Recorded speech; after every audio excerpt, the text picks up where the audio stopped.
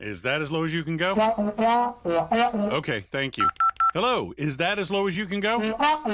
Okay, thank you. What are you doing? Calling around to get the best rate on a car loan. Why? Everyone knows Alcoa 10 is the best choice to purchase a vehicle or refinance your current loan. And with low interest rates and 90 days to your first payment, it's a no-brainer. You can even apply online and sign all the documents from the convenience of your home. Yeah, I don't know what I was thinking. Alcoa 10 Credit Union. It's so easy. Go to atfcu.com for details. Rates are dependent on credit score and equal housing lender. With smartphones being such an integral part of our daily lives, it is truly an inconvenience when it doesn't work properly.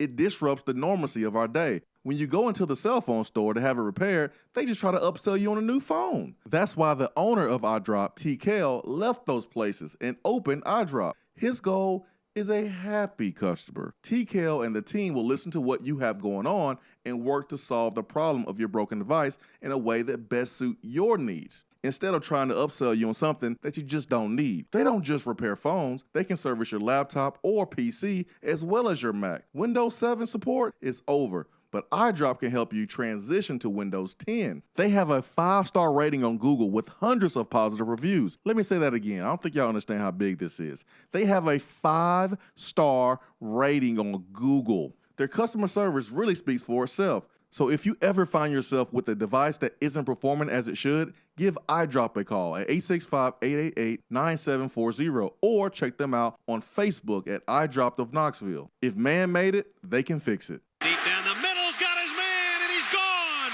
Jason Swain, touchdown.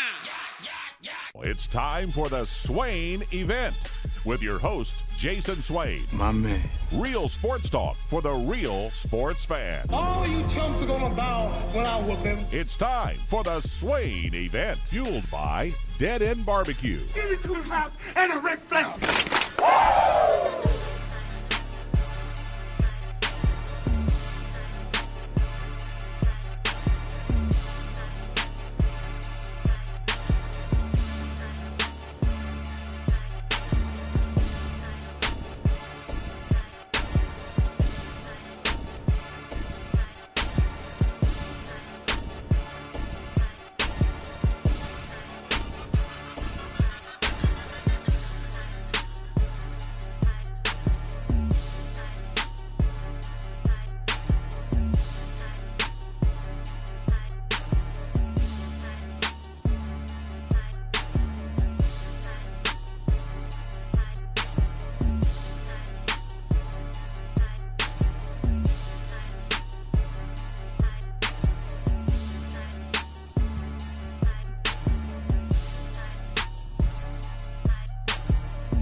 Swain Event, SwainEvent.com, fueled by Dead End Barbecue. It is Friday. We made it.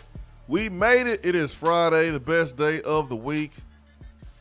4 minutes past the top of the hour. Jason Swain, Ben McKee, live from the Low T Center studio. And it's Friday, which means we check in with our guy every Friday here on the Swain Event, Seth Stokes. Stokes, what is up, Ben? Good morning, sir. What up? How's it going? What up? Man, it's feeling good outside, man. No. Fall is here, baby. Fall showed up like, yo, what y'all doing? I'm here. Let my body punk. No warning. I'm just here. Winter was like, can I come? Because we like 10 degrees away from Winter's lurking in the background. From winter, man.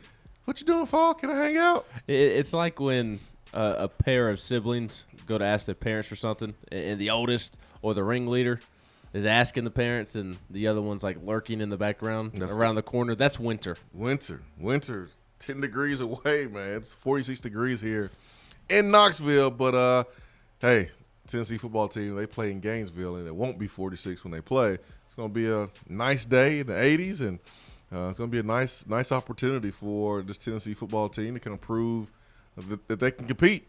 Everyone's telling them that they're not going to win, not going to compete, but it's a perfect opportunity to prove everyone wrong, because all that matters are the people that's in that locker room. Let's go to the phone, Stokes. Ben, let's not waste any time because Caleb is waiting patiently. Caleb, good morning. Happy Friday.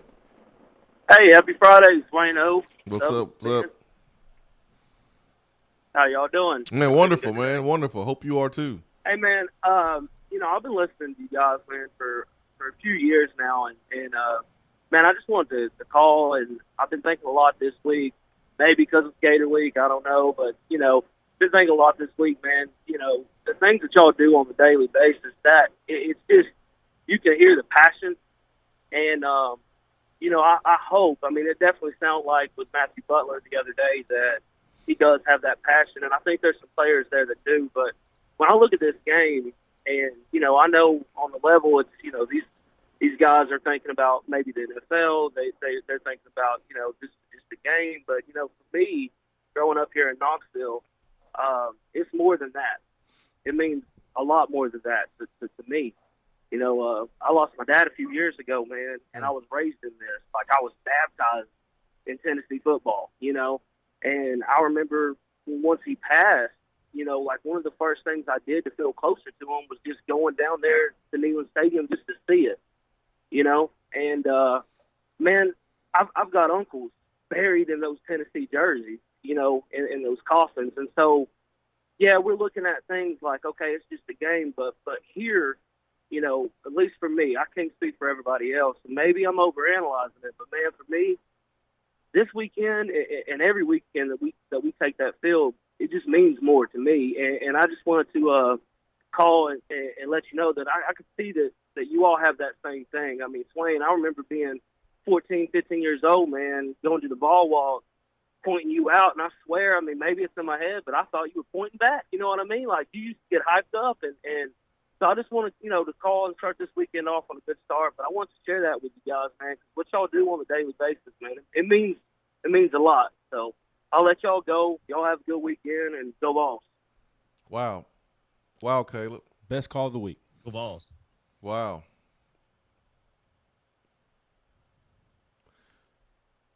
Yeah, Tennessee football means so much to so many people. And these players, the more they understand that, I think the better. And I think some of them understand that. I'm not sure if all of them understand that. I don't know if a call like Caleb or a story like Caleb has been shared with the team in a team meeting type of environment. But, Tennessee football is everything to some people. And there is no, all right, just putting Tennessee football down to the side and escaping. For some folks, man, it is a way of life. You eat, you breathe, you sleep Tennessee football. And thank you, Caleb, for just sharing that. Wow. Ben is right, man. Best call of the week right there. And, yeah, there is passion. There's passion in the studio for Tennessee. There's passion there on the line from Seth Stokes for Tennessee. And you can just hear that same passion from Caleb. So thank you so much for that, Caleb. And hopefully we see that. We see that on Saturday on the football field, 7 p.m. on ESPN. We see that from the team wearing white jerseys and orange breeches. That's what we expect. Orange breeches. That's what we expect. That's what we want to see. We want to see these guys giving their all. We want to see these guys giving it for the 60 minutes and not stepping down, not giving up, not backing down, just carrying the fight for 60 minutes. So thank you for that, Caleb, man. I can't tell you thank you enough, actually. I think I've told you like 4 or 5 times because I really, really appreciate that phone call. But Josh Heupel says 2-quarterback system may not be something that Tennessee is going to do. That means there's an expectation that one guy plays well. And if he does, then we won't see a second guy. That was music to my ears, Stokes. I am not a fan of 2-quarterback systems. Yeah, man. Well, if you got 2 quarterbacks, you got 0 quarterbacks. Like that's all there is to it. Let's get one guy in there, let him build a rhythm and roll with that. Well, I mean, just think about it. Like Josh Heupel can't say entering this football game, yeah, man, we plan on playing 2 quarterbacks. You know how bad that sounds? That sounds like you don't have a quarterback. You don't know who's going to be the quarterback, and you have 2 guys that's not playing well. Well, you got one guy that's playing better than the other guy. It's pretty obvious, and that's Hendon Hooker. So unless something happens and he doesn't play well or if he gets hurt, then, yeah, you play second quarterback. But if you were to say you plan on playing second quarterback, going into this game, you're basically saying that you don't believe in Hendon Hooker or you believe that Hendon's going to get hurt. Mm-hmm. Yeah. I had somebody respond to me on Twitter when I shared that note from Heupel's press conference, and they said, well, we must be planning to play a 3-quarterback system then. Oh, Lord. Get Harrison Bailey in there. Oh, yeah, this is the game to do it for sure. So, man, it was good to hear that from Heupel. I still think Hendon should be the guy. Go ahead, Stokes. Yeah, I was gonna say if say Hendon starts, what's his leash though? That's the thing. Like how much room does he have? Is it gonna be like a Steve Spurrier type situation where one turnover and you gotta go to the bench? Come on, Milton, do what you got. I mean, is that what we're doing, or is he gonna let one guy be in there, do his thing? Build off of some success, learn from a mistake or two during the game, and try to fix it, or is he going to micromanage this thing? That's the only thing I'm wondering about with Heupel. Is he just going to let one guy roll with it the whole time, or is it's going to be a short leash type situation? And, we're only going to play one quarterback till that guy makes a mistake. Yeah. Swain Event, fueled by Dead End Barbecue. We'll take our first break of the day. Hour 1 is brought to you by Hiller Plumbing, Heating, Cooling, and Electrical. Stay with us. Be right back.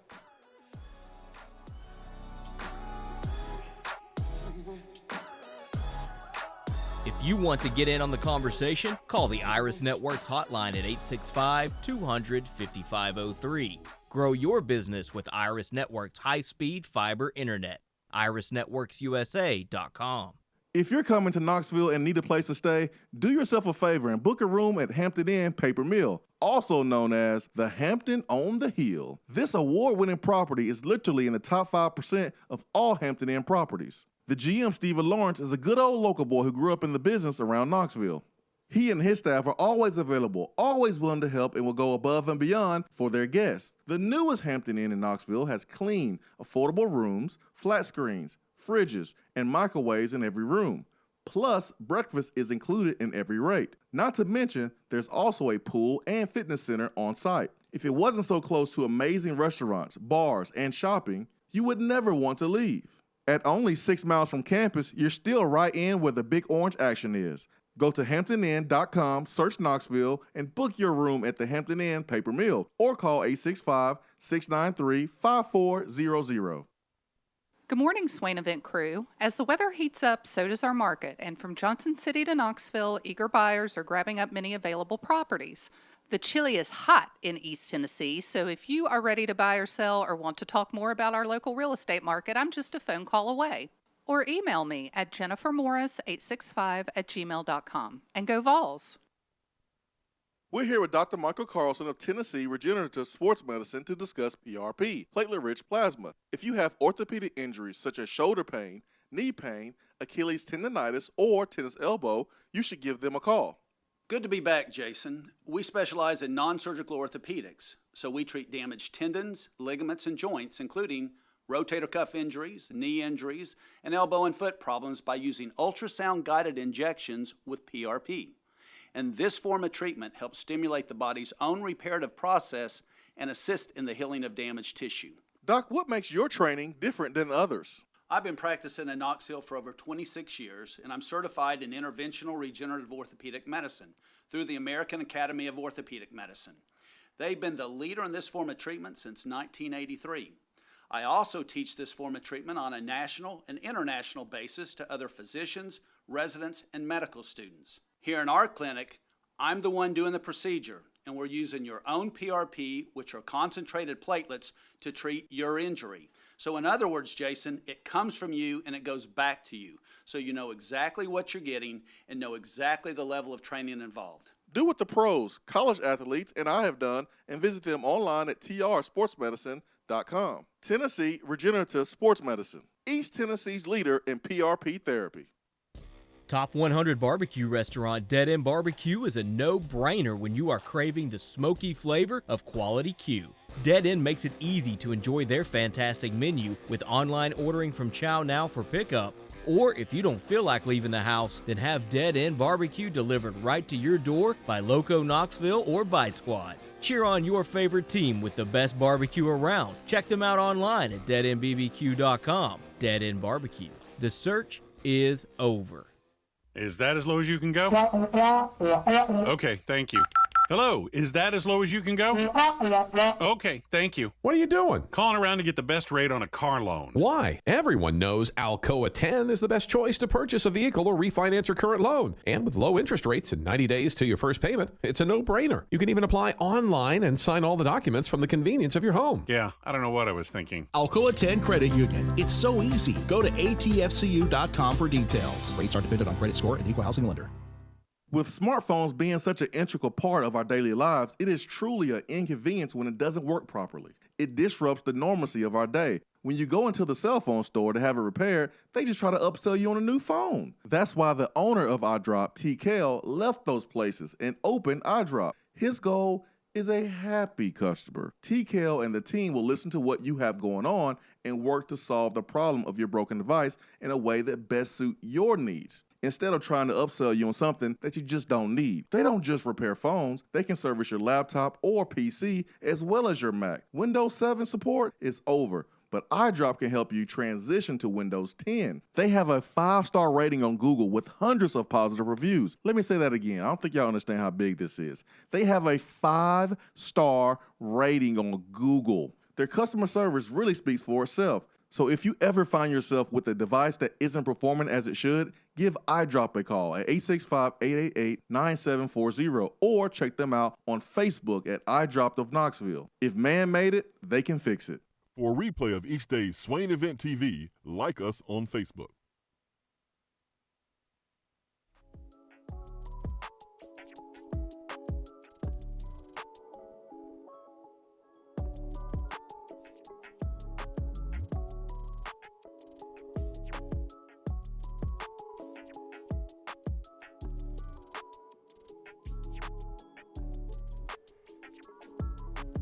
Swain Event and SwainEvent.com.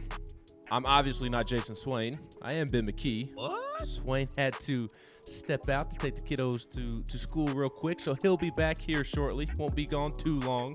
So Stokes and I are hijacking the show. Isn't that right, Stokes? Yeah, man. Bad decision by Swain to leave us in charge. I don't know. It might be the best decision he's ever made. Who knows? We'll see. He could go either way. That is true. Maybe we can perform like Hendon Hooker and take over for Joe Milton and take the show and run with it. It's 2 QB system here at the Swain Event. That's right. I guess technically today it'd be 3. That's right. Yeah, today would be 3. Well, the question is, who is Hendon Hooker? Who is Harrison Bailey between you and I? I don't know, man. I'm not touching that one.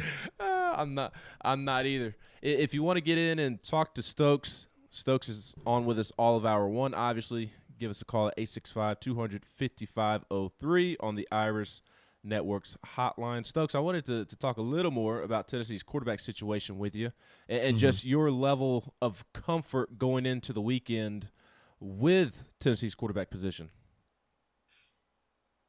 It's still a spot where I don't envy Josh Heupel in the decision he has to make. Obviously, we don't really know how healthy Joe Milton is right now, so I think that plays a huge factor in it. Is he,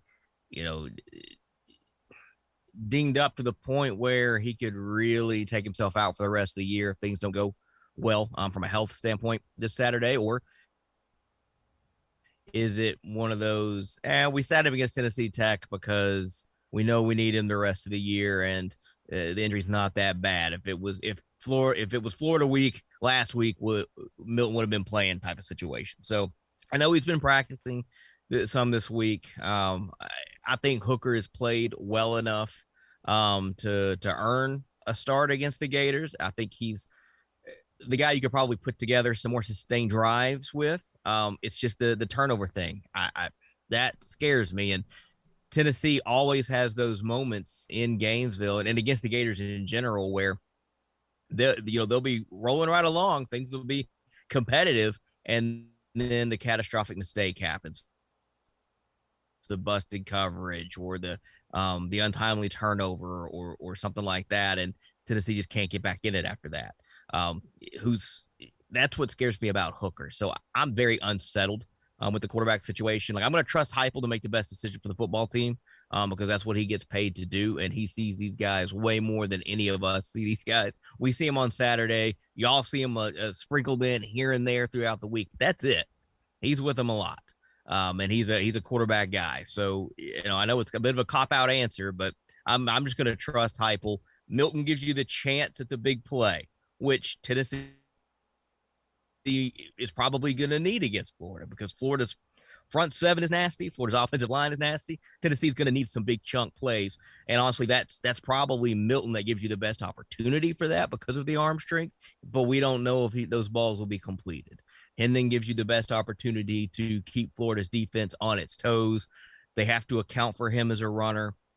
He's good in the intermediate passing game. He can throw it deep. He can push the field a little bit, but the arm strength's not what Milton's is, but they still want to do some of that, as you saw against Tennessee Tech. They use that as kind of an open practice, essentially, for Hooker. So we'll see. We will see. It's going to be interesting to see who rolls out there against Florida first.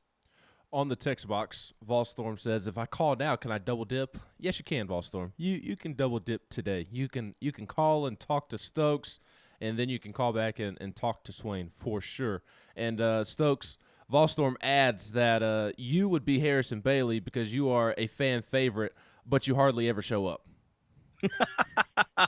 Yeah, man, that's yeah. I wish I could be on a lot more. Trust me, it's I miss it greatly. In all honesty, I do miss being on the air every day, being there in Knoxville, and talking Vols with my friends and covering the team. That's some of the best times of my life. But life moves on, and things change. I'm very happy with where I am now. That doesn't mean I don't miss it. But I'm glad I get to come in here and chop it up with everybody on a Friday morning. Absolutely. But I agree with your sentiment on Tennessee's quarterback situation. And to me, it sounds like Hendon Hooker is going to start.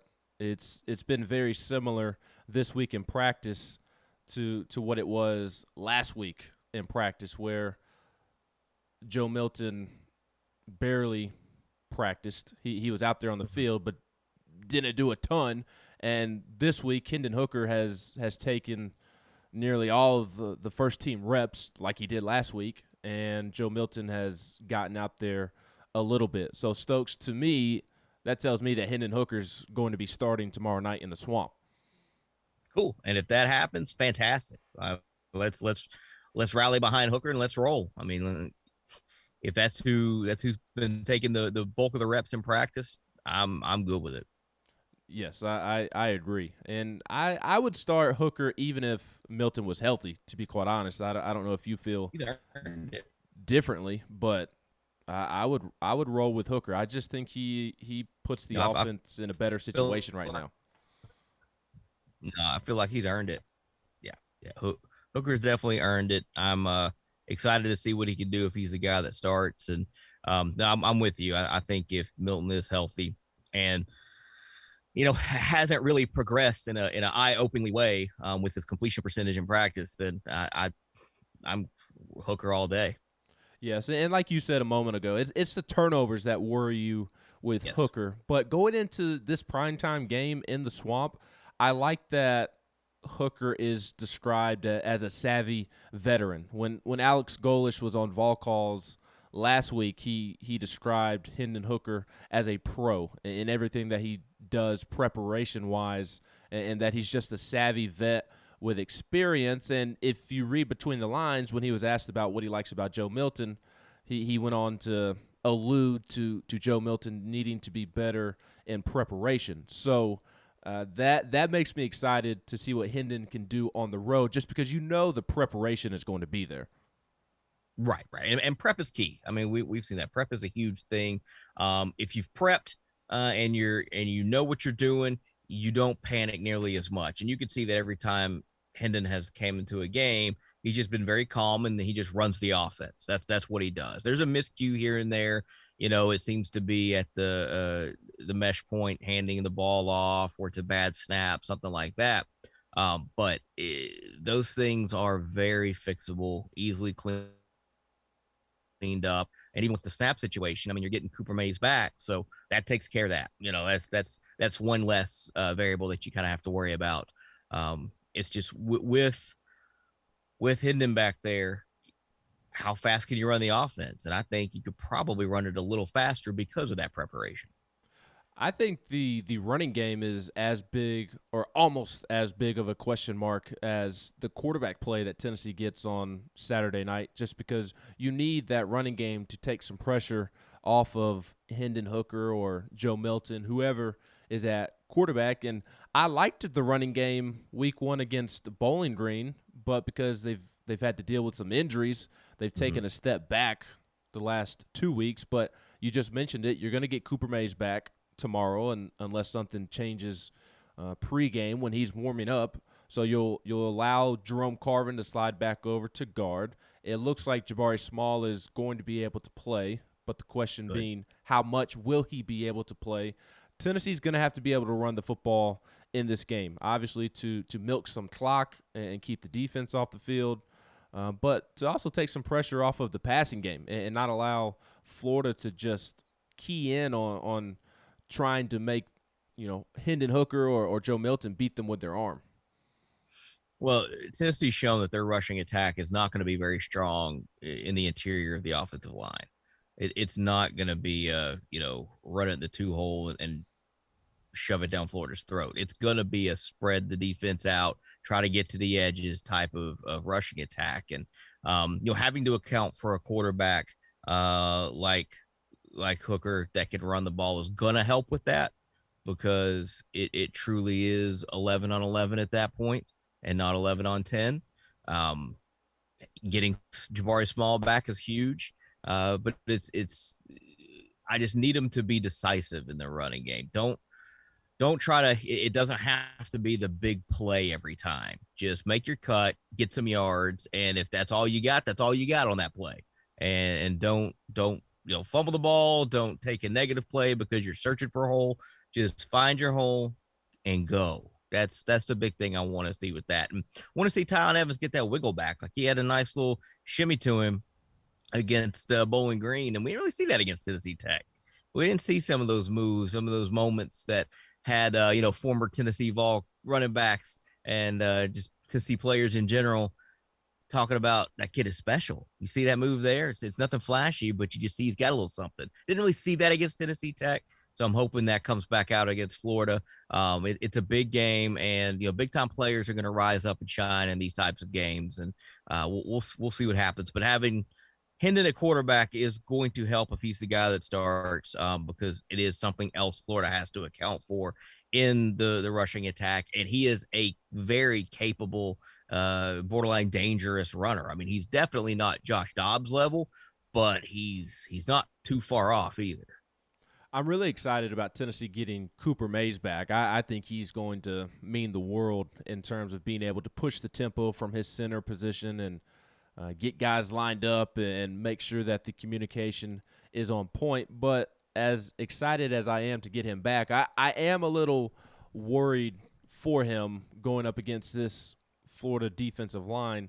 Not that they have any first-round talents like they typically do, but they have a couple of good players who play on the interior who are going to test that ankle rather quickly. Antonio Valentino is a transfer from Penn State. He's a redshirt senior. Daquan Newkirk, a redshirt senior as well, who transferred from Auburn. And then you have Gervin Dexter, who is a former 5-star. And then Stokes.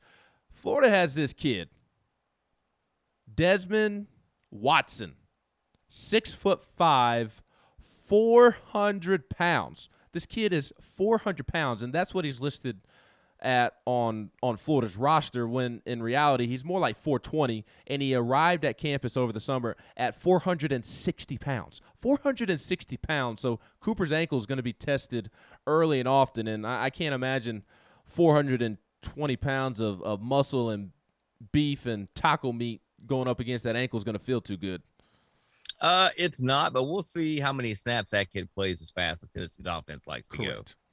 That's the it's nice to have those big old boys along the defensive front like that, but when you're going against an offense that is already faster than Josh Heupel's fastest offense last year, which was the fastest in college football, they've already eclipsed that mark, and he wants to go even faster. There's going to be a lot of hands on the hips, breathing in real heavy.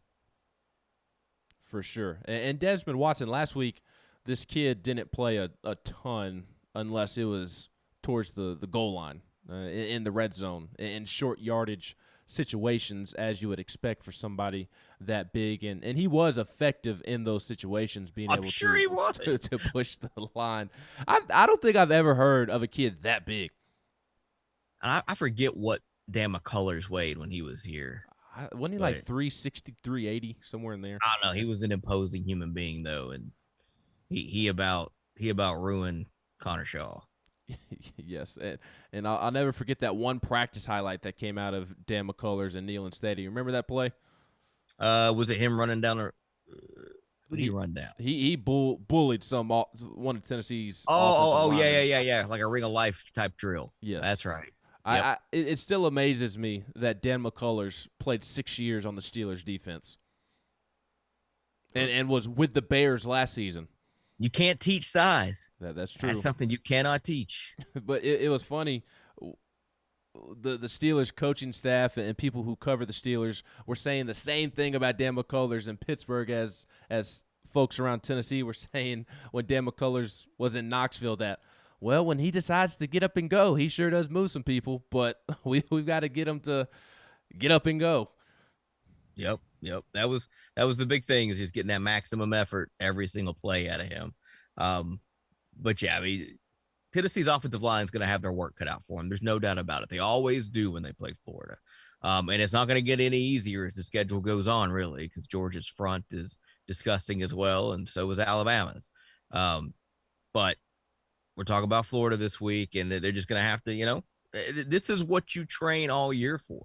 This is the type of game that you have on the schedule, that you've got circled. I mean, this is your SEC opener. It is what it is. Disadvantages are what they are. Advantages are what they are. You just got to go out there and play sound football for 60 minutes and let the dust settle where it may. We've got a question for you here on the text box before we get to a phone call. We've got somebody on hold. Kentucky Vol needs your advice, Stokes, on how best to tolerate living in Paducah, Kentucky as a huge Tennessee fan. You are a professional at being a Tennessee fan and living outside of the state, whether it be growing up in Georgia or now currently living in South Carolina. Best thing that you can do is be very proud to be a Tennessee Vol. And in some situations get real annoying with it, so people will leave you alone about it. But you gotta be thick-skinned, because if you're gonna be loud about it, like Tennessee fans tend to be, then you've got to be able to take what comes when Tennessee's not doing so well. But just don't back down. Just be a Tennessee fan. Don't be unreasonable. Be able to have a good conversation with people. I think you'll be all right. But yeah, fly those colors proudly wherever you go. That is right. Living in Georgia and Alabama for me for, I guess it was 6 to 7 straight years, because I was a freshman and sophomore down in Savannah, Georgia for high school, and then we moved to Huntsville in between sophomore and junior year, and was in Huntsville for 4.5 years before I moved to Knoxville. I think I was there for 4.5 years. Not fun living in Georgia and then living in Alabama in the midst of Nick Saban doing what he is doing. Not fun at all. But let's get to DR Vol on the Irish Network's hotline. DR Vol, good morning, my friend. Hey, good morning, guys. So I'll give that guy a tip from Kentucky. My parents live in Kentucky. Usually what I do when I go to visit them, I just smile a lot because I like to show off something I have that they don't have teeth. So that's the number one tip for you. Eat a lot of corn on the cob, because they have to have cream corn. Ben, you had said something about Hooker. I believe you're the one that said it. Now, I don't want to misquote you, but you said you felt good about him starting, but I mean, I'm going to have to go with what Stokes said. I don't believe in Milton at all, but he's just got more potential for big plays, and God knows. I mean, the last time we beat Florida, we beat them because of big plays, so that really worries me. Honestly, it worries me about the over. Yeah, my thinking is just that my personality is more of a conservative personality and a cautious one. I'm not quick to jump into things that I'm not quite sure about, and I'm not much of a risk taker, and I think that's what Hendon Hooker and Joe Milton are. Hendon Hooker is you kind of know what you're going to get. He's going to be fairly consistent. He's going to be able to make some plays with his legs behind an offensive line that is deficient right now, and Joe Milton, I just kind of think that he is what he is. Now, I don't believe in throwing him away and being done with him, saying good riddance, but I just don't have a ton of faith in Joe Milton. It kind of feels like fitting a square peg into a round hole at this point. Or overthrowing the round hole. That too. Yeah, he's just so frustrating to watch. Stokes, what are you going to be drinking this weekend, man? I am going to be looking for some Oscar Blues Good Night. It's a Imperial Red Ale that I have heard really great things about that I've yet to try. So a friend of mine at work told me about it, and I have put it on my list, and that's what I'm going to be in search of to be drinking on this weekend. I got you. I'm going to send you 2 recommendations on a pumpkin ale that I found pretty good. Now, for the Florida game, I'll probably just stick to Everclear. Guys, I'll hop off here so I can listen to y'all's rap battle. Y'all have a good day.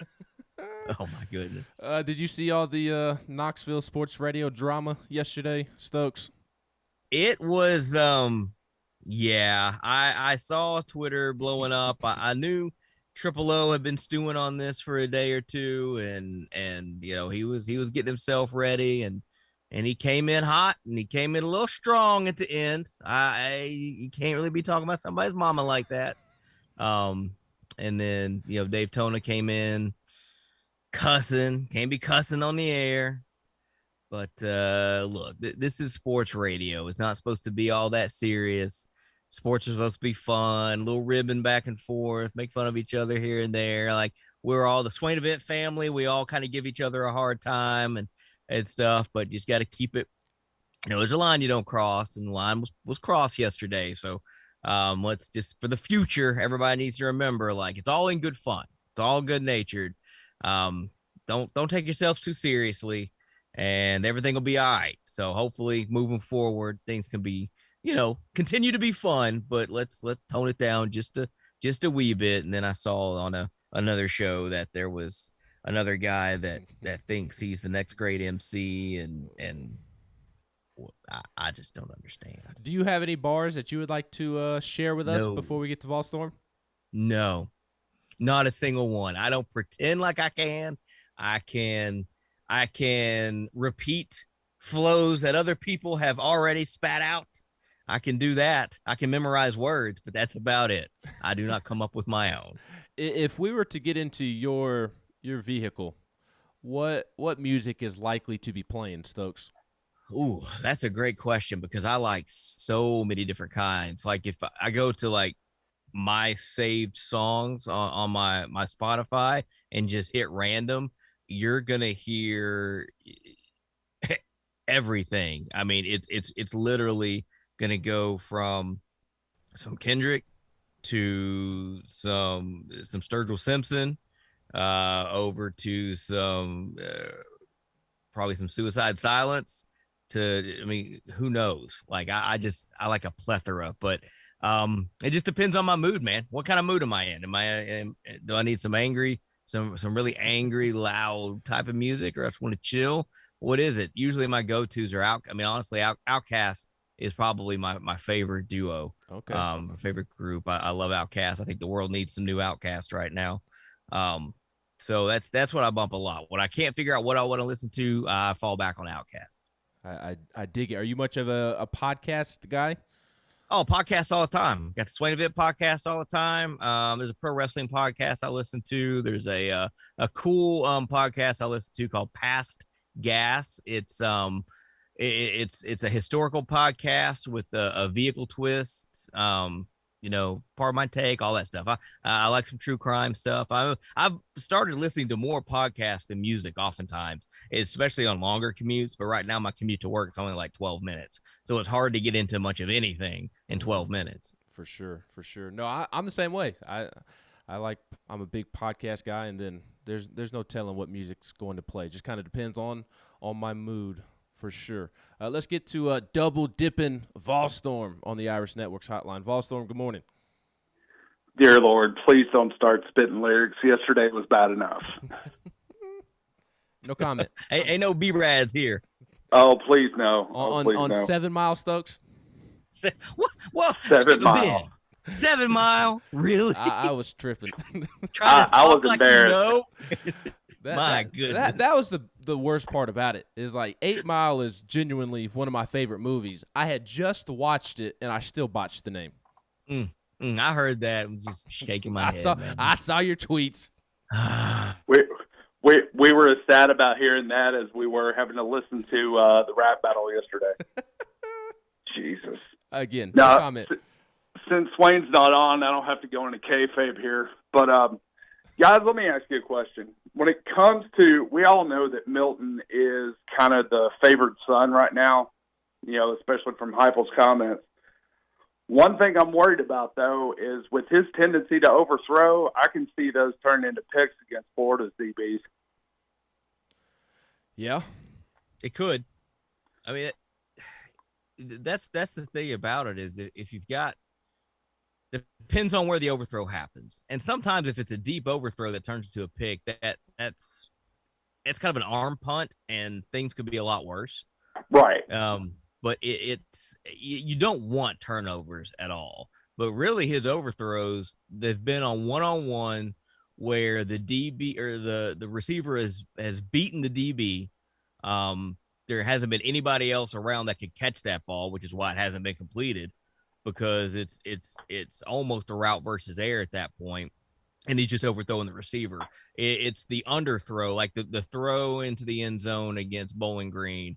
Like that's the kind that it was completed for a touchdown, but that's a pick and potentially going the other way against Florida or another capable team. Those are the types of throws that worry me from him, or when it's tight coverage and he's just picked his spot pre-snap and believes in his arm a little too much. Well, but that's the thing with him, is his arm is so good. Like, there's not a throw on the field that he can't make. It's that we need the receivers to help him out because that's something they haven't done. It's not all on Milton, and we need him just to put a little more touch on the ball. And there's going to be an opportunity for big plays this weekend. Florida's secondary is not the Florida secondary that we are used to. Kyer Elam is their best corner, and he is legit, but he's super questionable. He is very questionable for tomorrow's game, and that would be a huge loss for Florida if he can't go, because opposite of Kyer Elam has been Avery Helm, a redshirt freshman, or Jason Marshall, a true freshman who very talented, former 5-star, highest ranked corner Florida has ever signed, but he's been very inconsistent so far as a true freshman. So opposite of Kyer Elam, Florida has struggled at corner, and then all of a sudden Elam may not play, so both Marshall and Helm, the redshirt freshman and true freshman, could be playing, and that tells me that Tennessee's going to have an opportunity to connect on some deep balls. The receivers should be able to get open this game, and then even at safety, Trey Dean III, he's finally found a home at strong safety, and he's pretty solid, but he's been inconsistent throughout his career. Rashad Torrance at free safety, he's been so-so to start the year. He's a sophomore. Trevez Johnson in the slot at star, a sophomore, and Missouri transfer Jadarius Perkins. Those two have been pretty good at star, and Perkins could also play corner if he needed to. But there's an opportunity to make plays against this Florida secondary. Can Hooker make those throws? We'll see. Can Milton adjust and connect on some of those deep balls? Because if Milton were to play and connect on some of these deep balls that we saw him not complete against Bowling Green and Pittsburgh. It's a completely different game. It all of a sudden truly becomes a fourth quarter game if Tennessee's receivers can continue to get behind the secondary and then connect on the deep ball. It's a fourth quarter game all of a sudden. Yeah, of course, with our luck, some second or third stringer will end up turning him into a first-round pick with the way this series goes. Yes. Hey, guys, before I go, I'm glad Swain could show up to be on his own show. See you, boys! Swain had daddy duties. Family first. Family first. You got to get the kids to school, so we'll give him a pass on this one.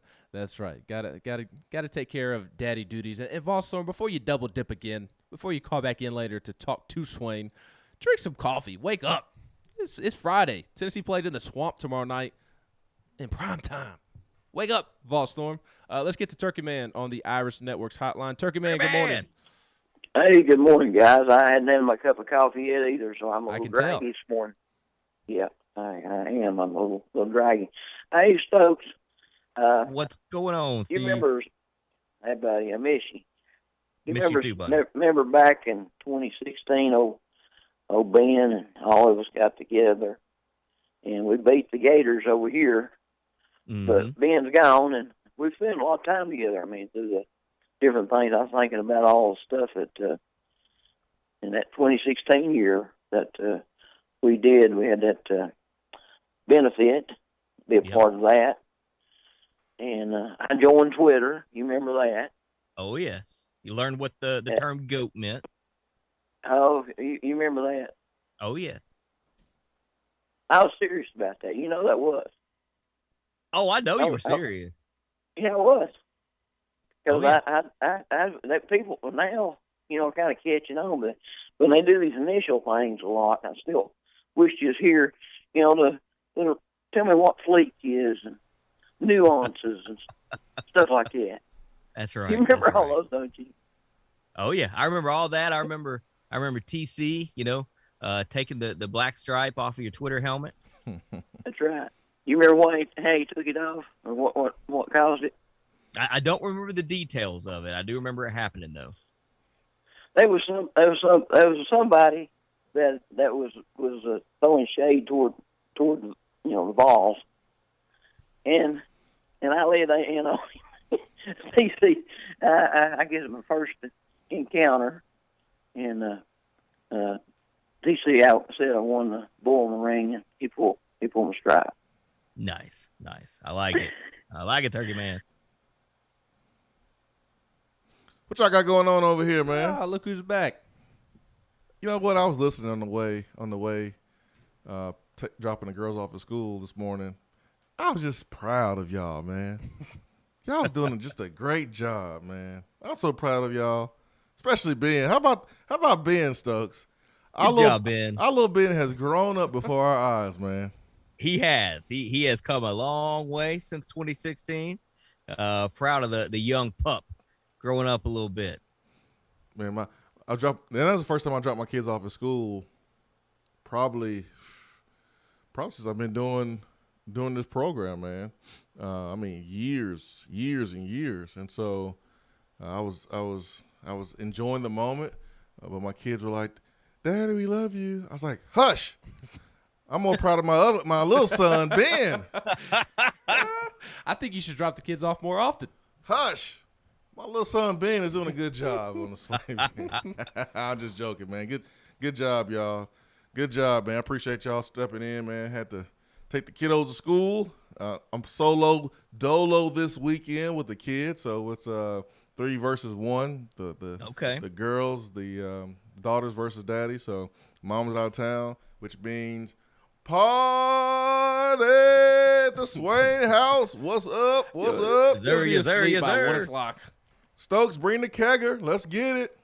Y'all gonna butt chug? No, man. No. We leave that up to the fraternities up there at UT, over there by the baseball stadium. Was that Pike? We let them do all that.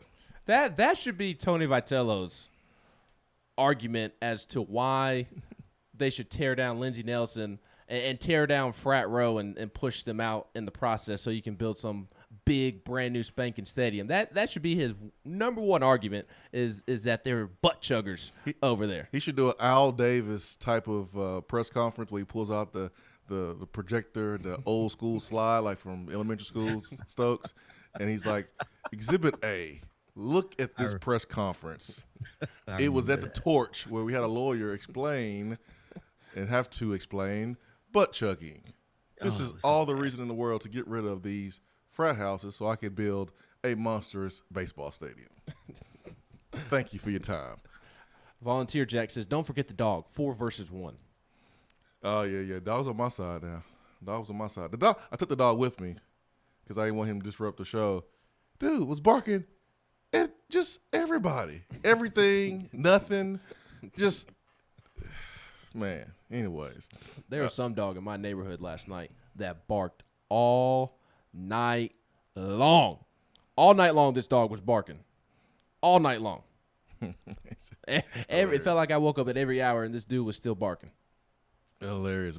My neighbors, last time they saw Ace, and they're like, "Oh, look at little Ace, he's so cute." Last week they saw him, they was like, "Damn, damn, he got big." Because he was barking at my neighbor, so he's not sweet anymore. He's over there barking at everybody. So it was cool, man. Really, really, really cool. Again, thank you guys for holding the fort down. I see all the callers called in. Volstorm, when I'm gone. What's up with that, Volstorm? Well, forget Volstorm. DR Vol? You need to be calling out DR Vol because Volstorm asked on the text box if I call in, can I double dip? So obviously Volstorm's he wants to call in again. Exactly. So he's going to call in later once he gets some coffee in his system. But DR Vol, he's the one that been quiet lately, and then all of a sudden you leave, and here he comes calling. Hey, man. You are more than welcome to double dip, Volstorm. What's this about a 400-pound sumo wrestler to play for Florida? Yeah, big old boy. Yokozuna? Remember Yokozuna? Yokozuna? Oh, yeah. Remember him? Oh, yeah. Was that WCW? WWF. WWF? Back in the day. Yep. Yeah, man. We're playing against E Honda this week. See, y'all came up on whoever it was y'all just said. I came up on Umaga. I don't know nothing about no Umaga. Yokozuna was a lot bigger than Umaga. Was he? Oh, yeah. Yeah. I came up on Umaga, his little short stint in the WWE when I was in middle school. No, you need to go ahead on and Google Yokozuna. How do you even spell that? You use voice to text on that one. Yeah. Don't even try. Yokozuna? Yeah, just use voice to text. Well, I actually spelled it correctly. During the break. All right, so Triple O, I know you guys talking a little bit about all that went on the show yesterday. Little Twitter stuff that went down too. But, like, Triple O has been banned. He is suspended from calling into the Swain event under the conditions that the Lions must win a regular season game for him to call back. So the Lions are right now 0-2. They play the Ravens this weekend. L.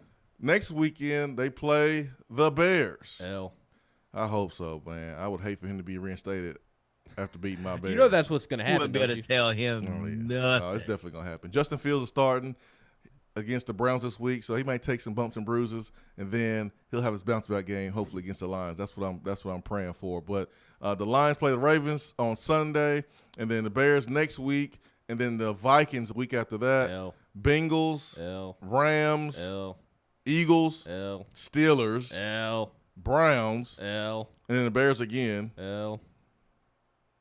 Man, I hope the Lions win one in between there, just not October the 3rd. The thing is, like, we love Triple OG. Like, he's been around for a long time. But, actions have consequences. Oh, yeah, man. We got to hold him accountable because we care about him. Yeah, he stepped out of bounds. I'm Facebook friends with Triple O, and I don't get on Facebook.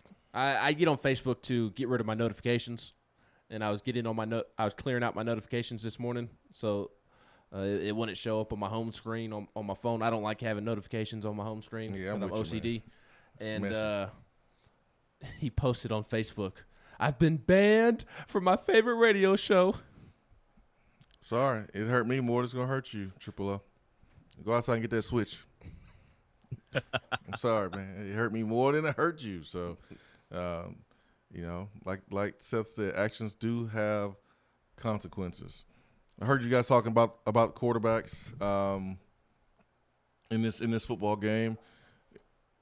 I'm with the Arval. I mean, not happy about the accuracy in the first game or second game for Joe Milton, but man, that deep play potential, that's something that can be corrected from Josh Heupel, and you hope it could be handled and fixed and corrected this game if he gets that opportunity. But Hendon Hooker has done a good job to earn, I think, the start. I wouldn't sit here and call him consistent, but I will say the offense moves, and you can also hit big plays with his legs. You can with his arm too. Those throws don't have to be 50 yards. You can have a big play at 30. When I dropped this Jonathan Wade and Robert Meacham, I wouldn't even call it an interview. I guess it was like a video podcast because we were just kind of chopping it up. But the guys Chat session. Was a chat session. Yeah, that's what it was. After I edited some of the stuff that's in there, but I asked these guys, and they both played in the NFL. Jonathan Wade's talking about going up against Joey Galloway and freaking Calvin Johnson. Meacham is talking about going up against Asante Samuel, and I mean both guys are going up against Pro Bowl caliber players. And I specifically asked him about go routes.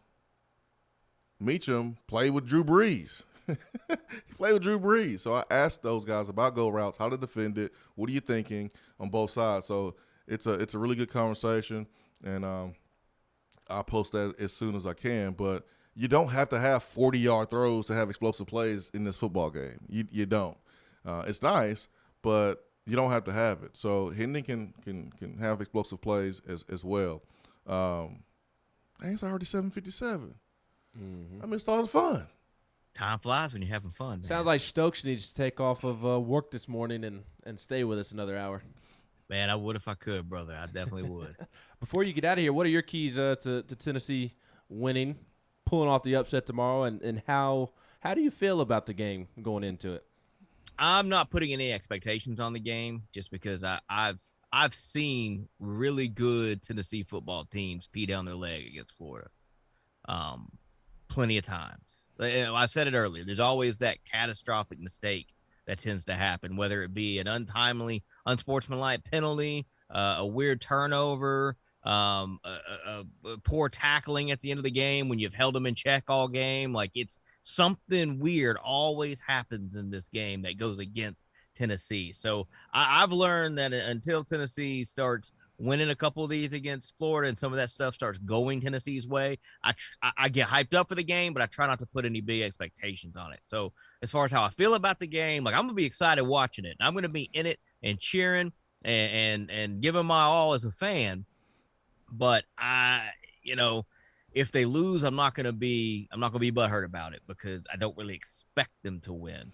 But as far as what they need to do to win the game, some keys to the game, I mean, you've got to treat it like any other game. You've got to win the turnover battle. Yep. You've got to have maximum effort for 60 minutes, and you've got to hit on some of those one-on-one big play opportunities that Tennessee has missed on so far this year. Like, that's the big thing. Be disciplined, a lot of focus for 60 minutes, a lot of high energy, limit the turnovers, limit the stupid penalties, the after the whistle penalties, the false start penalties that take you out of field goal range or kill a drive, because those are drive killers. Like, especially when they come right after a big play, which has happened to Tennessee a couple of times. They get a big chunk of yardage, next play, false start, back them up. So limit that stuff, and that's even if they lose and they play hard and are giving it their all until that final whistle blows, I'll be proud of the effort, sad about the score, but I'm not expecting much other than just giving their all for Tennessee tomorrow. Stokes, man, dropping the truth on here, man. Good job. I agree with you. I agree with you, I know you say that you're not going to be butthurt depending on the outcome, but I know your butt's going to be hurting after all this butt chugging you and Swain are going to do today. What the heck are you talking about? That's nasty. Stop being nasty. I'll slap you. I would be upset if we lose. I would be PO'd if we give up. Anything else, you know, I can survive. I can survive. I understand the matchup, the advantages. Can we only do 3 keys? If they were like keys to the game, could you guys only give 3? Or do you need more? Do you need like 5 keys for Tennessee to win? If the answer is more than 3, I think that tells you 4. Yeah, I think that tells you a lot about what we need to do and kind of the advantage when it comes to the talent and the depth. So, Stokes, my friend, thank you so much for joining us on this nice Friday, man. It's beautiful outside. Fall is here. Nice here, too. Yeah, man. Thanks so much for joining us, Stokes. I'll talk to you here later. Yes, sir. Sounds good. Y'all be safe this weekend. Enjoy your weekend with your girls, man. I know you're going to have a great time. Party. Let's go. Stokes, bring the kegger. Let's do it. Hey, man, you get on the smoker. I'll bring the beer. We'll have a good time. Let's roll, man. All right, Stokes, have a good one. You too, brother. Hour number 1 is brought to you by Hiller Plumbing, Heating, Cooling, and Electrical. We'll take our top of the hour break. 1 hour down, 2 hours to go. Swain Event fueled by Dead End Barbecue. Stay with us. Be right back.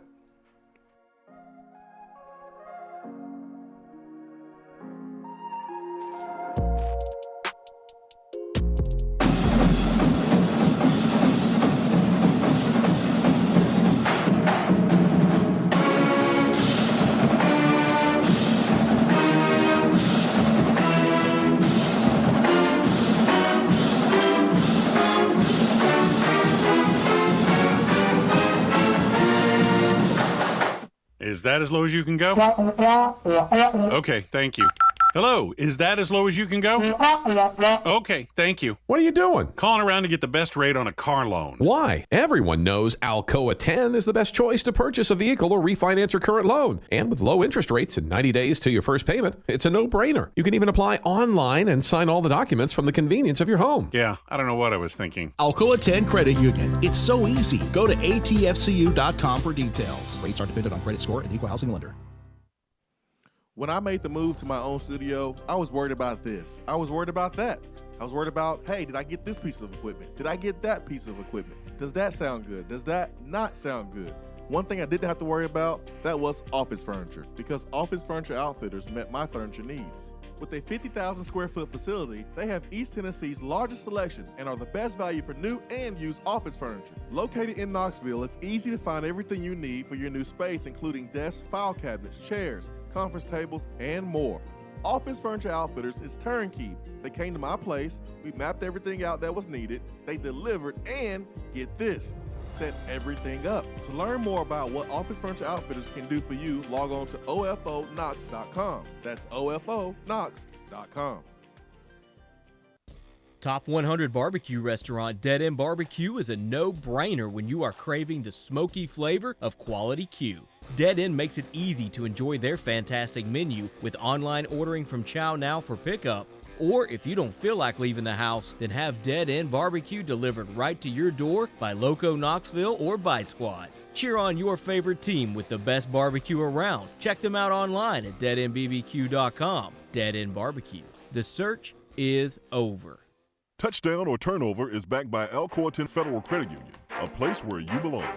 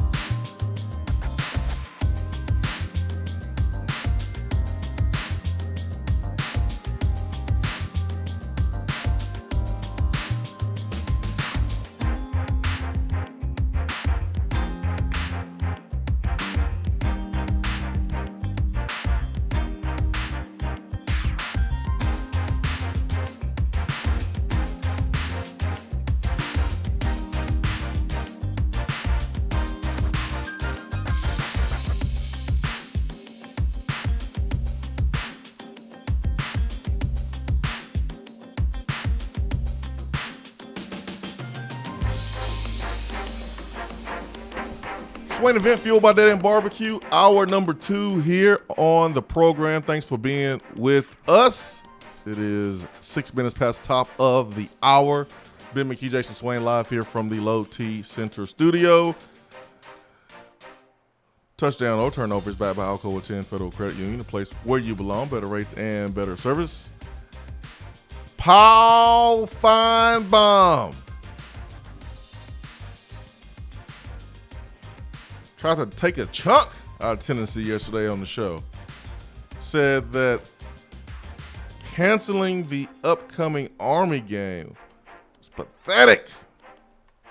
He says, I think it's pathetic. First of all, whenever you play a service academy, I think it's a tribute to your institution, and it shows great respect for them. And if you don't feel confident enough to beat a program like Army, then your program's in a world of hurt. Touchdown or turnover, you 100% agree with Paul Feinbaum. I do not agree. It's a turnover for me. I don't understand how Tennessee buying that Army is cowardly. That doesn't make sense to me. And Paul Feinbaum is smart, very smart. I don't understand how he doesn't recognize that getting out of this game is smart on Tennessee's end and the right decision, the right move. Tennessee, I think it would be a tough game. I would truly be nervous going into the game about playing Army for the potential of a huge upset because we've seen Army go on the road and take Michigan to overtime. We've seen them drop 60, 70 points on a Houston team in a bowl game. We've seen them have a tremendous amount of success over the last couple of years, and they play a funky system. The triple option is funky to deal with, and it's in the middle of the season, and that would have been sprinkled in between Florida and LSU, if I'm not mistaken. That Akron game in between Florida and LSU? Pittsburgh and Florida? Yeah. So that and this is the point that Justin brought up when he called in yesterday about the movement of this game and buying out this game. Because you play Ball State first game of the season next year, and then you go to Pittsburgh, and then that Army game would have been the 17th. Pittsburgh on the 10th, Army 17th, and then you bring in Florida. And Justin made a great point. You're going on the road, and then you get back late. The next week you have to prep for Army, a totally different offensive scheme that you have to prepare for. And then the following week, after going up against a triple option, you got to host Florida. And this was scheduled when Dave Hart was the AD. So we've been through like multiple ADs and multiple coaches since that move was made to schedule Army. And I think Paul's playing a little TV. I understand. You got to have the theatrics. You're playing TV, you're playing radio, whatever. I don't think it's pathetic. You don't have to play the Service Academy to, show your respect for the Service Academy. At the end of the day, you're trying to win football games and do what's best for your program. You paid them off. They'll find another game. You played Akron, and you came out only minus $100,000. Considering what Tennessee's done in the past, to make a move like this and only be down $100,000 from this move because you're trying to fix a mistake that was made before, not all that terrible. But I think Feinbaum's just playing a little TV. I don't think it's pathetic. I did see someone on Twitter that felt like it was disrespectful to the Service Academy. I don't understand how it's disrespectful to the Service Academy. If anything, it's a sign of respect. Tennessee doesn't want to play them. You're paying them. And if Butch Jones was still the coach, because remember, Dave Hart scheduled this game. But let's say Butch Jones is still the coach, then I would understand. But Jordan Pruitt didn't want this game played, and you certainly don't want this game played if you are Heupel going into your second year and a sandwich in between a Pitt on the road and a Florida at home. So, man, I definitely disagree with Feinbaum there, and it is a huge turnover for me. Huge. If Army ran a typical pro style offense, a typical spread offense, would Tennessee be backing out of this game? The answer is no. Tennessee would not. If Army ran a typical system, they don't go on the road and nearly upset Michigan or hang 60-70 on Houston in a bowl game. And they're successful under Jeff Monken, but I don't know how successful, because the triple option and how unique the triple option is what makes Jeff Monken and Army so successful. So if Army did not run the triple option, Tennessee would not be backing out of this football game. The schedule is hard enough. Because you take those Army players, and I genuinely watch Army football every weekend. Like it's not just a running joke. I know it is a running joke here on the show, but it's not like a running joke Monday through Friday and then I don't pay attention. Like I genuinely pay attention, and they have quarterbacks who are like 5'8" and 5'9". They have itty-bitty players, which is why they are at Army. They are talented players, good college football players, but the reason they're at Army and not elsewhere is because they are smaller than what you see in the SEC or really Power 5 conferences in general. If you put those players in a regular offense, they're not beating an SEC team at the line of scrimmage, on the perimeter, at the quarterback position, at running back. The triple option is what makes them successful. If you put them in a normal offense and just play regular football, even Tennessee, with it being the way that it is now, beats them by double digits. It's a cupcake win. Yeah.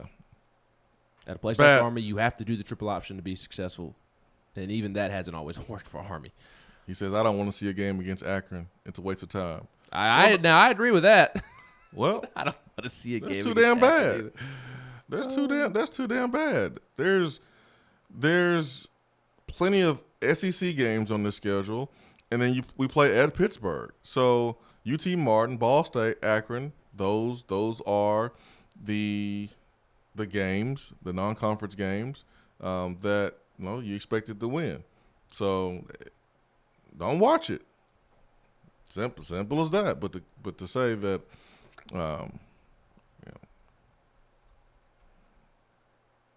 it's disrespectful, not playing. I don't know about that. All right, let's get to Daytona. Daytona, good morning. Morning, guys. What's up, Daytona? Another day in the armpit of America. Butt crack. Butt crack, whatever. The armpit of America is everything south of Huntsville. Well, when you get to Coleman, Decatur, Athens, Birmingham. Oh. Where's Pruitt from? Fort Payne. Fort Payne, Turd Town, Montgomery. All of that is the armpit of America. So naturally, as you go down lower on the body, Dave Tony, you get to the butt crack. And that's what Florida is, the butt crack. Okay. All right, guys. Serious thought. Okay. The reason why you guys are saying he can't call in, is it because of what he said to me? Yeah. Or is it because of your roles that...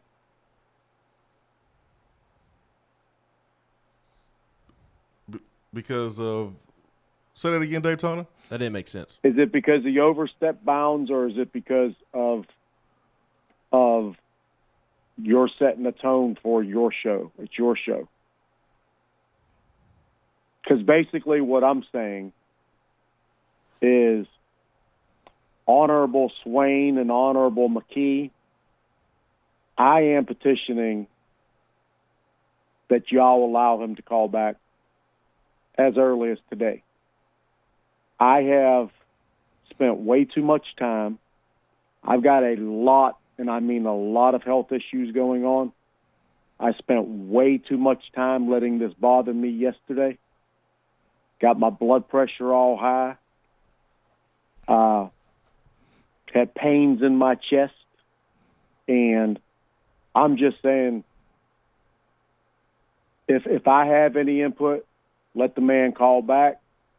I'm not going to respond. I don't have time for it. I don't have any desire to.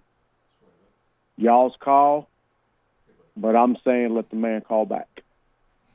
Well, I appreciate the input, Dave Tona, and I hope that you feel better. And but Triple O overstepped his boundaries, and the Lions suck, and he's going to face the punishment of overstepping those boundaries. I think he understands that. Got a little in the moment.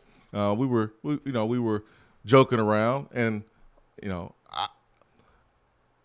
it wasn't good for radio. It was probably a little bit overboard for radio, but I wonder, and this is something that was told to me when I was super, super young, is I'm not letting somebody I don't know bother me that much, talk about somebody that they don't know. So I think Triple O overstepped those boundaries, but I wouldn't let Triple O get to you that much, Dave Tona. You gotta shake that off, my man. But yeah, Triple O, when the Lions win a game, which they may never win a game. They may win one this week. Who knows, man? The Ravens had a big emotional win against the Chiefs. They may come back and lay an egg. They may win on Sunday, and Triple O may be back on Monday. But that's what it's going to be. That's what it's going to be. So I hope you feel better, Daytona. But that's what's going to happen. The law has been laid. That is set in stone. Triple O, the Lions win, you can call back. And I talked to Triple O yesterday, so I think he understands. Got a little carried away, but like Stokes said, like Vol Nation said, hey man, we just have fun, cut up, and just took a little step over the line, but we're gonna keep it moving and choose joy. So let's do that with our next phone call, and that goes to Steve in Georgia. Steve, good morning. Hey, good morning, Swain. What's up? Come forth with peace and love. Wanted to give you guys, and I don't want to bore you, so I won't go into detail, but in my line of business, I have businesses or clinics that, I'm responsible for a certain construction part over a lot of states in the Southeast. And I can tell you right now, trying to get something approved by Tennessee Department of Health. So whenever they start talking about why is construction delayed on anything, whether it be baseball, football, I have to submit now, like, the materials that my wall, the FRP or whatever, the plaster, the paint, they look over everything with a fine-tooth comb, and it delays. I have a construction now that should have started 2 months ago, and it doesn't look like it's going to start anytime soon. So anyway, I was listening yesterday, and I heard somebody talk about delays, and I can tell you right now, Tennessee Department of Health, they don't care about you. They don't care about your mama. They don't care. They're going to look at everything, and they do not get in a hurry. So I don't know if that sheds any light, but just my own personal experience in business, I can tell you right now, don't ever get in a hurry when you're trying to build something on campus. So anyway, like I said, just random information, but thought it might help to understand a little. Oh, definitely does. It did yesterday, and I think it's important that context is presented and people share things that help the conversation, because narratives can be created, false narratives can be created, fingers can be pointed at people for the wrong reason based on a lie. So it's important that the truth is shared here, and we have different people from different walks of life that can provide some context. So I appreciate you doing that, Steve. We had some people in the text box doing it yesterday as well. So thank you for that. And that's what we heard. I mean, we've heard that from campus. Okay, what's the holdup? When we going to see ground being broke? When we going to start seeing some buildings go up? Some hammers out? Well, you got to get approval for that. And Tennessee just got approval for doing things with Neyland Stadium, and that was a long process as well. That process started well before plans to do anything to Lindsey Nelson Stadium. So it's a process. It takes time, and like Steve from Georgia just said, it takes a long time in some cases. So thank you for that, Steve. 865-255-03. Be right back.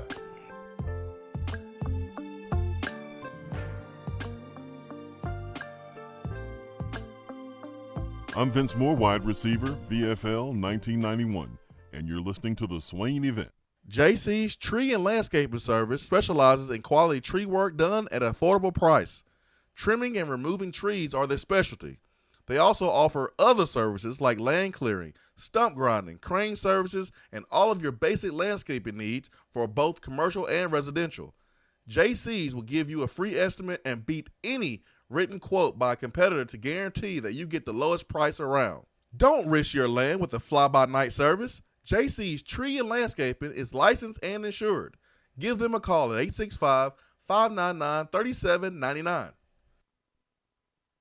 Out-of-town law firms have been swarming into East Tennessee lately. Firms from Memphis, Chattanooga, and Birmingham have stormed into the area. Wouldn't you rather do business with a local law firm? You know, a true neighbor. Marcos Garza and the pros at the Garza Law Firm are just that. They are our neighbors and friends that support local causes year-round. The Garza Law Firm works to serve you professionally on criminal matters, injuries and accident matters, and Social Security and disability filings. The Garza Law Firm is here for you at GarzaLaw.com. The Garza Law Firm. Let us help.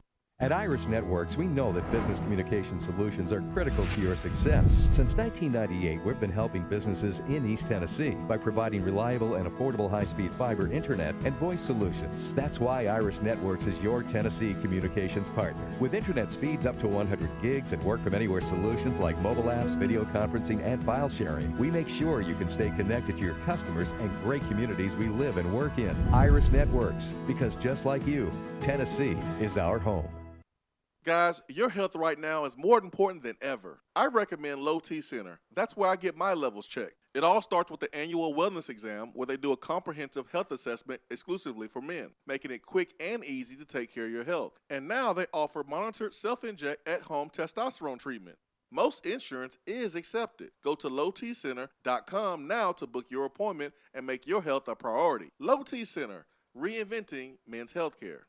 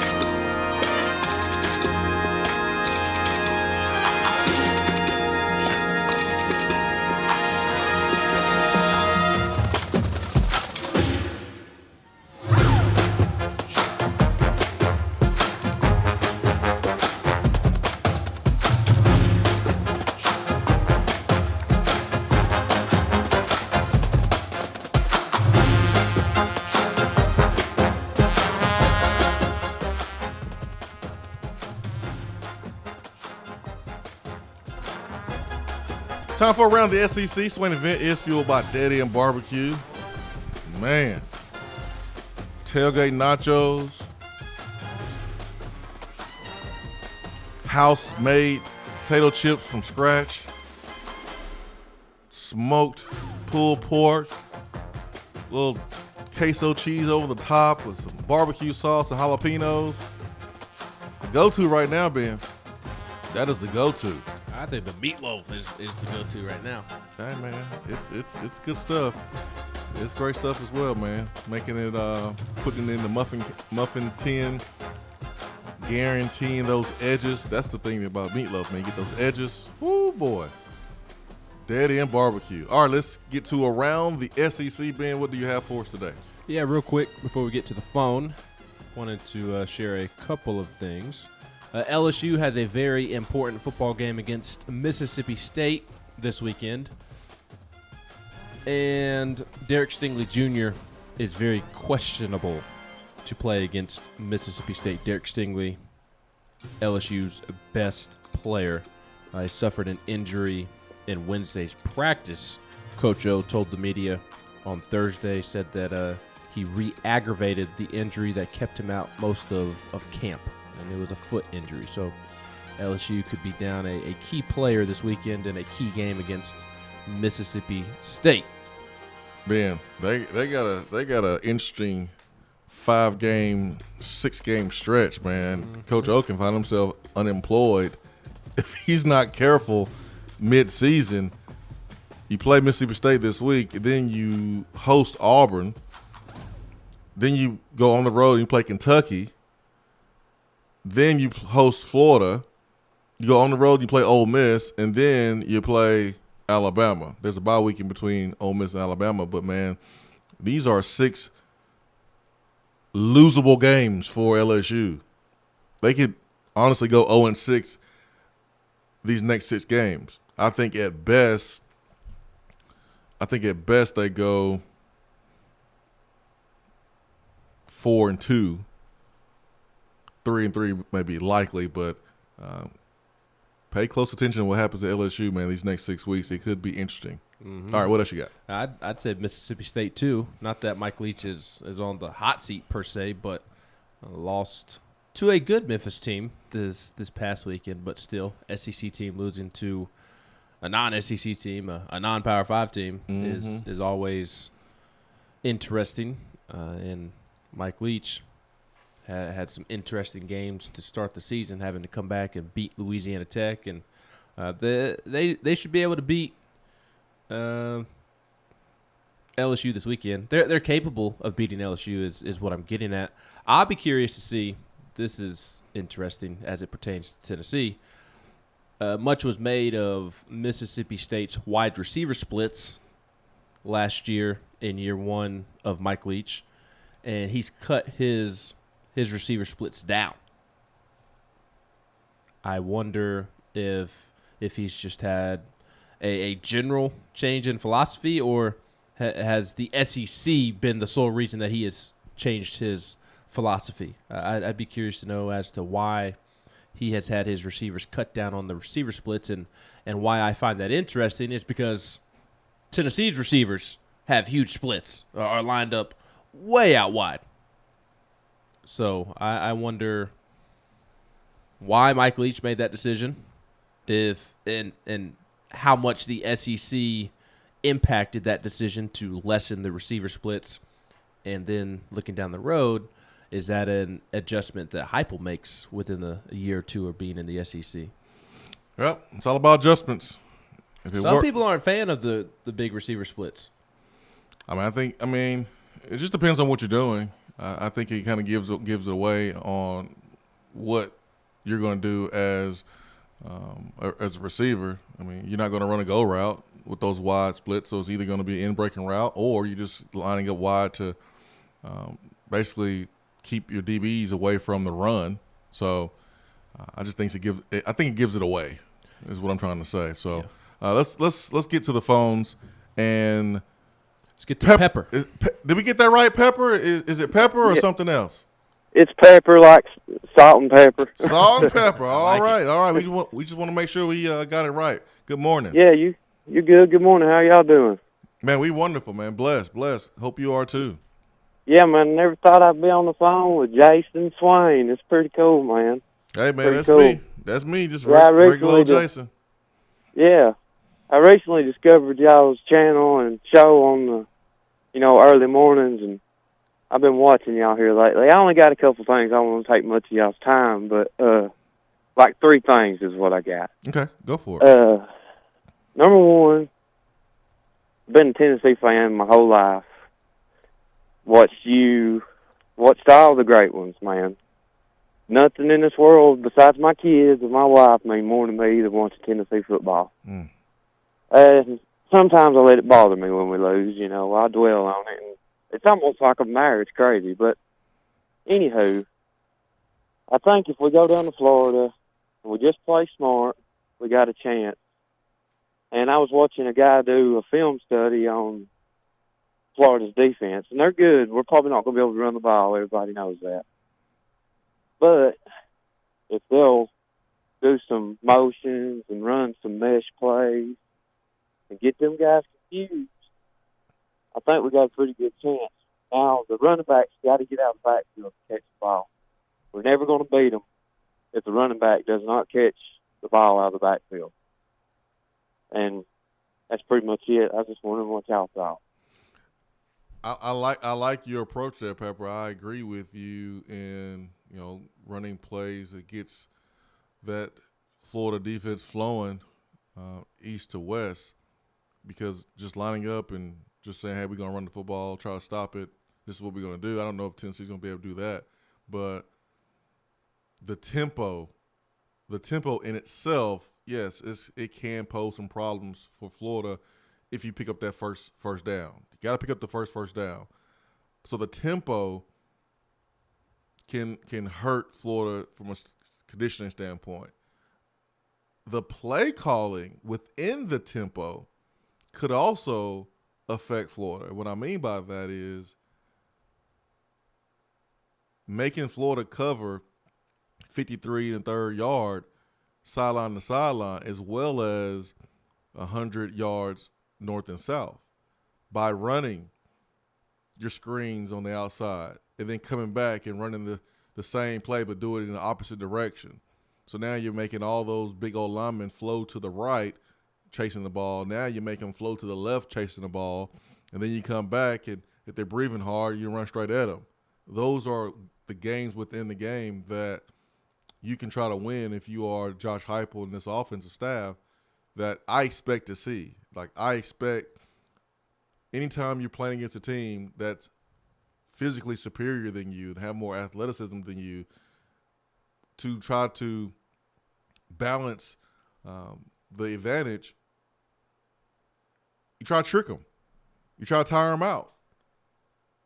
This is why you see the West Virginians of the world and some of the smaller schools, they don't run just 4-3s, defensive alignments. They run 3-3-5s and things like that. We saw that in 2018 versus West Virginia, because they're not going to line up against some of the Power 5 teams and just say, all right, we're gonna match you player for player. No, they're going to put faster guys in areas and force you to have to think and make mistakes and then take advantage when you make those mistakes. And I'm sorry, I just think that's what Tennessee's going to have to do during some points of this football game. Might not have to do it for 60 minutes, but I think you're not going to be able to line up like a 90s Tennessee team or 2000s Tennessee team and say, yeah, we in our formation and we're going to run right. Stop it. Because we couldn't even do that. It's hard to do. And they couldn't even do that because it's hard to do during those times, because you got NFL players on both sides. So you got to be different. You got to show some things that against Florida that you have not shown in the first 3 games. You got to be creative, and the players have to execute it. I was calling the game last night with Wes and Alcoa, and it was a wonderful game, man. Last play, touchdown for Alcoa, double overtime. Alcoa's down 6 points, and it's 4th down. They don't score, they lose. And quarterback rolls to the right. They leak a player from the right side of the formation across the formation to the left side, and it's a throw across the field for a touchdown. Boom, the game is over. And you have to be willing to take chances like that if you are Tennessee. We saw that in 15 with the throwback to Josh Dobbs from Juwan Jennings. I think you're going to have to be creative in that way, but getting the defense to flow left and right, east and west, 53 yards and a third, back and forth, get these guys breathing hard, and then try to run the football right at them. That's what I expect tomorrow. Whew. All right, take a breath. Who's next? Nobody. Pepper still on? He's just listening. Pepper, first-time caller, man. I love it. I love first-time callers. I love first-time callers. What's that, 2 today? Caleb to start the show? Yeah. With one of the best calls of the month, of the year. And then Pepper. Who else wants to be a first-time caller today? Let's rip off the Band-Aid. Call in. We need to get rid of the old callers like Volstorm and DR Vol. We need to push them out with some new callers. Yeah, man. We all these grandfathered callers. Yeah, we need to make things more equal around here. Oh man. evil. It says touchdown turnover. We will have 2 turnovers or less. Come on, evil man. Why you gonna put me on the spot? I mean, I technically didn't have to read it because no one sees it, but still, man. I saw it. Yeah, but come on, I would've evil put you man. on Why the you gonna spot. put me on the spot like that? Yeah, I think we probably will have 2 turnovers. I'm saying turnover. What do you say, more or less? Excuse me, he said touchdown turnover. We will have 2 turnovers or less. 2 turnovers or less, touchdown. Yeah, I would say touchdown too. I would say think they're touchdown. 1 or 2. I'd be surprised with more than 2. Yeah, we've had turnover in every game, so it's hard for me to sit here and say, no, we're going to have 0, even though we had a couple against Bowling Green, Pittsburgh, and even Tennessee Tech. So Tennessee's not good enough on offense to have a game without a turnover, unfortunately. Yeah, not right now. What's surprising, though, is maybe I'm wrong on this. Correct me.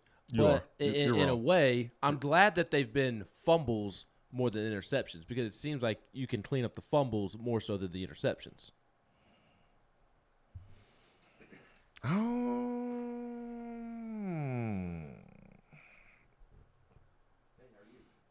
don't know, man. I remember that 16. Yes, let's go. We fumbled first game of the season. And then it's like, oh, it's just first game of the season, Happy State, But that became who we were. Like we fumbled all the way up until I remember it was an undefeated matchup between us and Texas A&M, 2 top 10 ranked teams, and we fumbled in that game too. Like we fumbled. Fumbles are contagious. The interception, at least you get a little bit of field position if it's a long interception. I heard Stokes talking about that. Hendon's interception, I mean, that's something that could be corrected maybe more than a fumble. I mean, if a guy has bad habits of holding the football, I don't know, man. The reason I said that is both stink. Both are terrible to be honest. They are. But, like, Tennessee's fumbling issue has not been a running back having the yips, not being able to hang on to the ball. It's been a miscommunication between Tyon Evans and Hendon Hooker. That's one. Hendon Hooker taking an awful shot where, to me, the biggest mistake was him not sliding or getting out of bounds. I talked about that yesterday. Yeah, the biggest mistake is him fumbling, but that. Well, I'm talking about what led to the fumble. It's not like he was loose with the ball. He took a wicked shot to his knee that just naturally contorts your body to where the ball pops out. He hit the knee. He hit the ball. But his knee almost snapped in half. You can be harsher than I am. I'm not going harsh. to crucify him over that. Just like a coach would be in that situation. I get it, but like I'm harsh in the sense of slide or get out of bounds, and then you avoid a hit that could have ended your season, b a fumble. Yeah. That's my thought on it. And then even like going back to the Pittsburgh game, his fumble, like he needs to do a better job of holding the ball when he's in the pocket or play action rollout. But the tight end and Darnell Wright put him in a bad spot on the play action rollout, and he had 2 guys in front of his face as soon as he began to roll out. And again, got to hold on to the football much better. But it seems like to me those should be easy fixes. I'd rather deal with those fumbles than a running back who just can't hold on to the ball. And then and what's the movie where my guy has to run like a mile with it's one of my favorite program movies. No. With Coach Boone. Oh, Remember the Titans. Yes, and Remember the Titans where Petey has to run. Every time he fumbles, he has to run like a mile. And they put or him like on, 2,000 steps or something like that. They put him on defense. Yes. Like I'd rather be dealing with what we've seen than that. Yeah. That's my point. All right, let's go back to the phones. We've got Hillbilly Bopper, and then we've got first-time caller, Middle Tennessee State Rick, and then double dipping Turkey Man. All right. So let's get to Hillbilly Bopper first. Hillbilly Bopper, good morning. Good morning. Happy Friday, Swain. Happy Friday, Ben. It is a brisk, cool Friday down here in the state of Georgia. Yes. I'm loving it. Yes, man. Happy Friday to you. Good morning. Thank you for calling. Good morning. Yeah, it's been a while, buddy, and just wanted to call in and just say, man, thanks for what you're doing. I know it's been it's crazy to think we're already 3 games deep, huh? A quarter of the season's already spoken for. Yeah, I think as you guys were talking about the turnovers, that's key to this game every year is turnovers. We seem to find a way to either lose it or grasp to a nice, clean, crisp win. It's not as clean as it used to be. It's not as deep as it used to be. It's always a close game with us in Florida, and I've been thinking about that this week and thinking about the turnover situation. If we decide to throw the ball further and try to keep them on their on their toes and start running a hurry up offense, I think if we keep the tempo just straight up moving and hit our play progressions right, hit our routes right, man, we might have a shot. But I'm like everybody else. I go into this game with zero expectations right now, and that's just the way that I want to see us control the game. I want to see us to develop plays, and get through it. We're still year one, and I think we've got a lot to work on. But man, things can come together. I think things come together. So, but appreciate everything. You guys keep up the hard work, and Swain, enjoy time with your girls. I got my girls this weekend for a wedding, and my wife will be there, of course. But I got my oldest being a flower girl, first time being in a wedding, so I think she's gonna enjoy her time. And I know it's game days tomorrow, but luckily it's at 7 o'clock. Don't cry too much tomorrow when she's laying those flowers. No, be good, man. She's awesome. She's awesome. Good soccer player. I've been coaching her soccer team for 3 years now, watching her grow and watch these young kids develop. It's a great thing. But you guys have a great weekend. Thanks for taking my call, Swain, and hopefully we'll see you in Knoxville soon. That's right, my friend. Thank you. Have a good weekend. First time caller time. Let's get to Middle Tennessee State. Rick, good morning. Good morning, Jason. It's Middle Tennessee Rick, not State. Middle Tennessee Rick. Yeah, there you go. Hey, guys, I really appreciate y'all's show. I watch you every morning, usually on YouTube. Yes. I think you guys do an awesome job.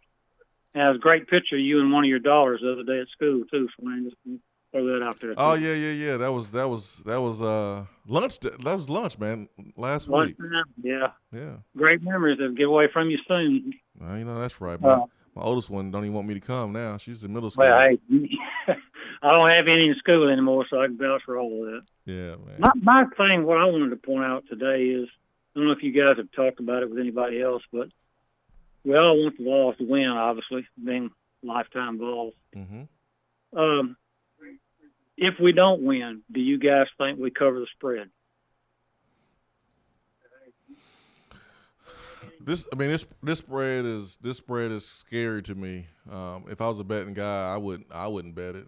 I wouldn't bet on my team. Now there was one time when someone hit me up, was like, "Hey man, you think Tennessee's gonna cover?" It was a 2017 Georgia game. I was like, "Nope," and that was when all the infighting was going down. We wound up losing 41-0. But this game, this is the first SEC game for Josh Heupel. There's just so many questions. This tempo. How is it going to fare versus an SEC team? Hendon, is he going to turn the ball over, or will we see more of the Dobbs type of runs? And can he be an extension of the running game and be successful running the football?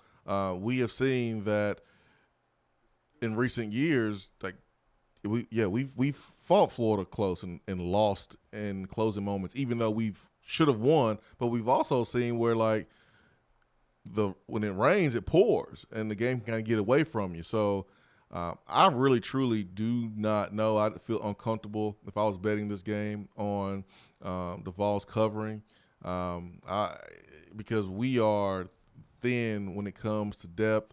Our offensive line right now, I think, is the weakest link of our team, and one play on a sack fumble can turn this game from being a one-score game to a two-score game, a three-score game. So also in Tennessee's favor too.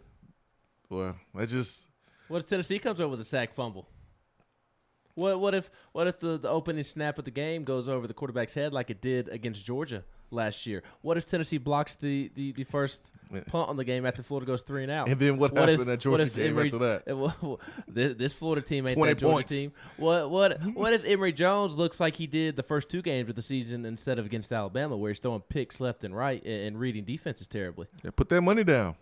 Put that money down with a bunch of what ifs if you want to. That's why I just wouldn't touch it if I was betting. But my thing, I'm with you, Jason. I'm a little bit concerned about the offensive line. I know we're very thin there, but the ability or lack of ability to block on the last game we played is concerning going forward in the SEC for me. I'm gonna get off here, guys. I got to run to work. Appreciate everything you guys do. Keep up the good work, and I'll try to call back in. Please do. Middle Tennessee Rick, thank you for the phone call. Let's get to double dipping Turkey man. Hey guys, good morning. Again, good morning. Hey, number one, well, I didn't know if you know or not. I was on the phone talking to the boys, and you come in and picked up the mic, and so I didn't even know if you knew I was on the phone or not. Oh, I heard you. I was listening the whole time I was away. Okay. Anyhow, I got a couple of questions here this morning, and I'd like to hear your comments on them. One, as far as a statement, I guess you call it a statement for Coach winning his first big game as a coach. What game on our schedule do you see that could happen? And what team on our schedule would consider like a statement game? I guess that's how you say it, what it's called. The big game that they won, the one that kind of sets the tone for them. I mean, a game that they won't be picked to win, that if they win, it will be a big win for Josh Heupel. That's Kentucky. I mean, I think there's 3 that Tennessee could win. I'm not picking Tennessee to win the 3 games, but there is a chance they can beat Florida. Not a great chance, but there's a chance. Ole Miss, again, I would not pick Tennessee to beat Ole Miss, but that Ole Miss defense is still suspect. I know they look improved from last season, but hard not to be improved from last season's defense if you're Ole Miss. That was historically bad. So maybe Tennessee can go blow to blow, and maybe Matt Corral decides to throw a pick or 2, and who knows. So, again, not a great chance to win that game, but that would be one that Tennessee could win. And then I think Kentucky is the other one, and that's more so just because everybody's so high on Kentucky. Kentucky football, unfortunately, is in a better spot right now than Tennessee. So I agree with Swain there. There's only 2 games on the schedule, Turkey Man, that I don't think Tennessee has a chance, and that's Alabama and Georgia. Well, I kind of thought Kentucky myself, and I said, well, that's sad. I was looking at the schedule, what I thought we could win and needed to win, but it's, we've only lost, 2 times to them in 25 years or something like that. It's pretty one-sided that way. The other thing, could you explain to me, I watched Milton, he got sacked, fumbled the ball twice in 2 games, but the last one, they look similar, but it didn't look like it was a big hit. Didn't look, and I was really surprised of the injury. How did he injure himself? What? I it's just an ankle. didn't see it. He sprained his Was ankle. it ankle? It's an ankle, and offensive line got him blown up. Yeah, it wasn't the like Hooker's hit. Hooker's hit, I wondered if he'd even be able to play this week. Anyhow, I'll get out of here. I was wondering about that, and it's sad that Kentucky is a big breakout game for us anymore. I mean, it is what it is. Kentucky's better. Yeah, that's part of it. Yeah, Kentucky's better. That Missouri game, Missouri's in the second year of Eli Drinkwitz, and they got drastically better after they played us at the beginning of the season. And no one's doing backflips if Tennessee wins that game, but it's going to be a good. It'll be a good nice win. on the road. Oh, yeah. Noon, 11 a.m. local time. And it's getting chilly. I'll be curious to hear about Tennessee's travel plans. Not that that's going to dictate whether Tennessee wins or loses that game, but apparently there's construction going on at the airport in Columbia. Man, get them out the SEC, man. And you ain't got time for that. And you get can't them fly in. out of the SEC. Apparently you can't fly in. So Tennessee may have to fly into St. Louis, which is 2 hours away. We ain't got time for that. I'll be curious to see how that works out. You ain't got time for that. You got to deal with all that on Friday and then turn around and play a 11 a.m. local kick that on the road. It'd be a nice win for Tennessee. Fix y'all's janky-ass airport, Missouri. We ain't got time for all that. No time. But, any SEC win, I think, will be a solid win. Now, you play Vanderbilt, a win is a win, but no one's doing them backflips and say, man, that was a good win. I mean, it's Vanderbilt. Like you do after you beat Tennessee Tech. But honestly, Missouri can beat you. South Carolina can beat you. I mean, they kind of held their own against Georgia a little bit early and made some big plays through the air. If you let them do the same thing to you, you can be in a dogfight and possibly lose that game late. But every game is going to be a dogfight for Tennessee. It's just where we are, and you're number one with the roster being the way it is. I mean, people forget about that once the season gets here, but that's something we've talked about this summer, and people just kind of just dismiss it once the seasons get here. But you can't. It's here. It only goes away when you bring in more players and better players. So you're dealing with a scholarship number that is less than your opponents right now. As simple as that. So we in the 70s. All right, go ahead. I was just going to say the next 2 weeks are going to be so critical to Josh Heupel's first season, and it's going to swing the off-season conversations one way or another. For sure. You get at Missouri next week, and then you come back home and play South Carolina at home. That's going to swing the off-season conversation, because that little 2 week stretch there is going to determine whether you get to 6 wins and theoretically bowl eligible. Who knows if Tennessee self-imposes a bowl ban at some point, but to get to 6 wins and people feel good about Josh Heupel's first year, you got to win those first 2 games. And I wanted to add a thought to what Turkey Man said about the hits real quick. It is odd and how quirky sports can be that Joe Milton appeared to take a fairly harmless sack. I mean, he got hit hard on the play, but you didn't really notice anything about him getting hit until he got up and kind of ran off the field limping and then limped to the locker room. It looked fairly – I mean, it didn't look like it was a bad hit or anything. But then Hendon Hooker takes what looked like an awful hit to his leg, and then he's just kind of gets up slow, jogs off slow, and then he's in for the remainder of the game until Harrison Bailey comes in. Funny how sports work sometimes. That's one way to put it. Let's get to Buck Nasty. Buck Nasty, good morning. Good morning, Jason Swain and Ben McKee. Are you painting over there? You sound like Bob Ross. Oh, it's just such a beautiful morning here in West Tennessee, and it's full of just peace and joy and love. Piss on that. Have all these new callers, do they not know it's Florida Hate Week? Do they not know how we get down on the Swain Event on Florida Hate Week?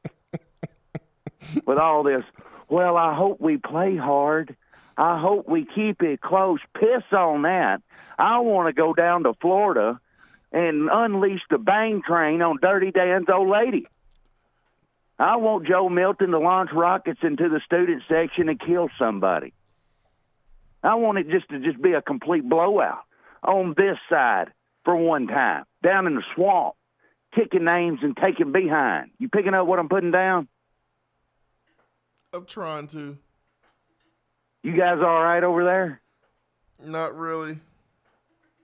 Jeez Louise, these callers have done soften you boys up. Y'all forgot what it's like to get nasty every once in a while. That's probably why your name is Buck Nasty. That's exactly right. It used to be Thug Nasty, but I rebuked myself. Oh, my God. Split away from my old ways, but every once in a while it flares back up. And here it is, Florida Hate Week, and we're talking about, oh, I hope we keep it close. Oh, I hope we do this. Piss on it. We need to go down there and just tear somebody's head off. I'm just going to remind everybody that we're still the big damn orange, and we can still win in the swamp. You boys have a good one. I'm going to get out of your hair. Oh, Buck Nasty. You ain't got no sense, Buck Nasty. But that's why we love you. My goodness. CJ Fall says, I need to drink a few IPAs with this guy. 100. Louisiana Fall says, Buck Nasty got me. Vols by 50. Let's go drain the swamp. Go big damn orange. Evil says he can't stop laughing. Leo from Hard Valley says, how sad that Kentucky is now a statement win for a new head coach at UT. I mean, it's just reality. Yeah, I guess it's you can look at it that way, but you know, Kentucky's gotten better. Kentucky's gotten better. I mean, Kentucky would still be good if Tennessee was. Let's say Tennessee was good right now. It would still have been a good game. Just like they are with the Kentucky-Florida game. Yeah, those games are good because Kentucky got better. Yeah, I mean, it would have been a good game, and anytime you play against a good team in the SEC and you beat them, it's a good win. And if it's a first-year head coach who gets a good win, that win is normally called a statement win. So I don't get too caught up in the logo.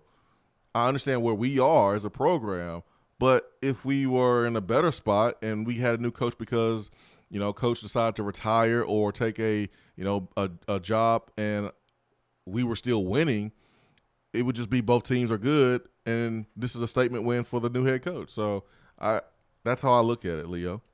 By the way, real intriguing game for Missouri this weekend ahead of returning home to host Tennessee next weekend at Boston College tomorrow at noon.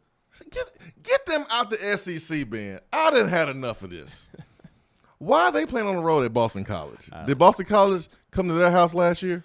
No, they didn't. I think they did. They did because it was all SEC schedule.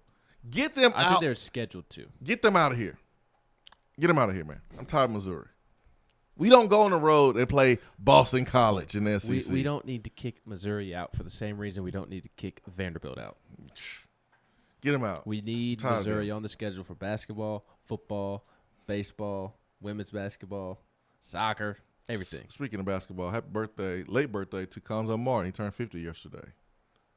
Hans. Listen, he's a good dude, man. I saw your boy Uros yesterday. Was he being a good teammate? Mm-hmm. Okay, I have. Was he helping someone across the street? I have a worse away game.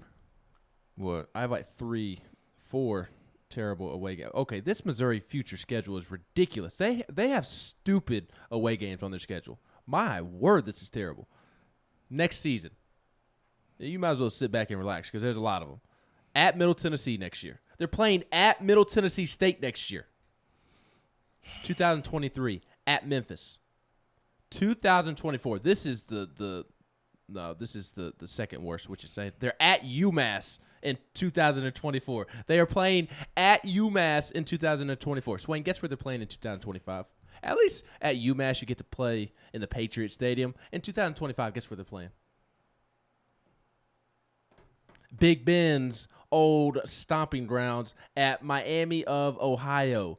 Missouri is playing at Miami of Ohio in 2025. In 2026, they have 2 road games in the non-conference. At Kansas, at Illinois. Get them out. It keeps getting worse. Okay, this has to be a typo. 27, at San Diego State. No, man.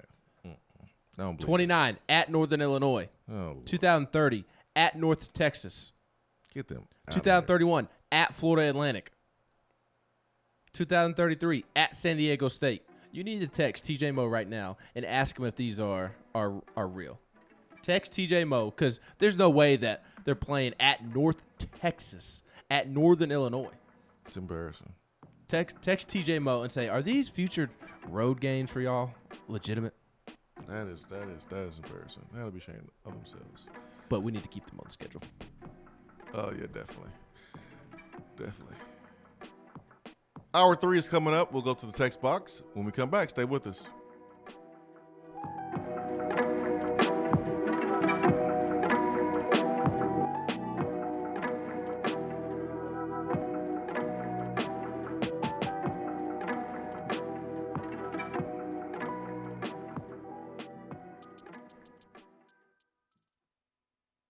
At work? Can't call in? Don't feel bad. You can talk to the guys on the text box. It's part of the free Swain Event app. When you start your own business, you know that branding can make or break a new venture. That's why Swain Event relies on 42nd Street. 42nd Street is a strategy agency focused on finding creative, open-minded, results-driven solutions to brand design. After over a decade of operations in East Tennessee, the brand architects at 42nd Street have the experience and creative know-how to ensure the success of your business branding, logo, web presence, and more. To see a real-life example of their amazing work, you can check out our website at swainevent.com. Don't trust the branding of your business to just anyone. Check out my friends at 42nd Street online at 42st.com or give them a call at 865-382-7007. 42nd Street, brand, strategy, design. When I made the move to my own studio, I was worried about this. I was worried about that. I was worried about, hey, did I get this piece of equipment? Did I get that piece of equipment? Does that sound good? Does that not sound good? One thing I didn't have to worry about, that was office furniture, because Office Furniture Outfitters met my furniture needs. With a 50,000 square foot facility, they have East Tennessee's largest selection and are the best value for new and used office furniture. Located in Knoxville, it's easy to find everything you need for your new space, including desks, file cabinets, chairs, conference tables, and more. Office Furniture Outfitters is turnkey. They came to my place, we mapped everything out that was needed, they delivered, and get this, set everything up. To learn more about what Office Furniture Outfitters can do for you, log on to ofonox.com. That's ofonox.com. Top 100 barbecue restaurant Dead End Barbecue is a no-brainer when you are craving the smoky flavor of quality Q. Dead End makes it easy to enjoy their fantastic menu with online ordering from Chow Now for pickup. Or if you don't feel like leaving the house, then have Dead End Barbecue delivered right to your door by Loco Knoxville or Bite Squad. Cheer on your favorite team with the best barbecue around. Check them out online at deadendbbq.com. Dead End Barbecue. The search is over. JC's Tree and Landscaping Service specializes in quality tree work done at an affordable price. Trimming and removing trees are their specialty. They also offer other services like land clearing, stump grinding, crane services, and all of your basic landscaping needs for both commercial and residential. JC's will give you a free estimate and beat any written quote by a competitor to guarantee that you get the lowest price around. Don't risk your land with a fly-by-night service. JC's Tree and Landscaping is licensed and insured. Give them a call at 865-599-3799.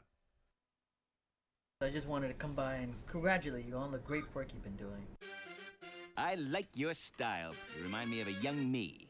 Failure is not an option. That boy is good. Always remind yourself, nobody built like you. You design yourself. Attaboy. Attaboy is brought to you by Made in Tennessee Business Fiber Internet from Iris Networks. Find business solutions for you at irisnetworksusa.com.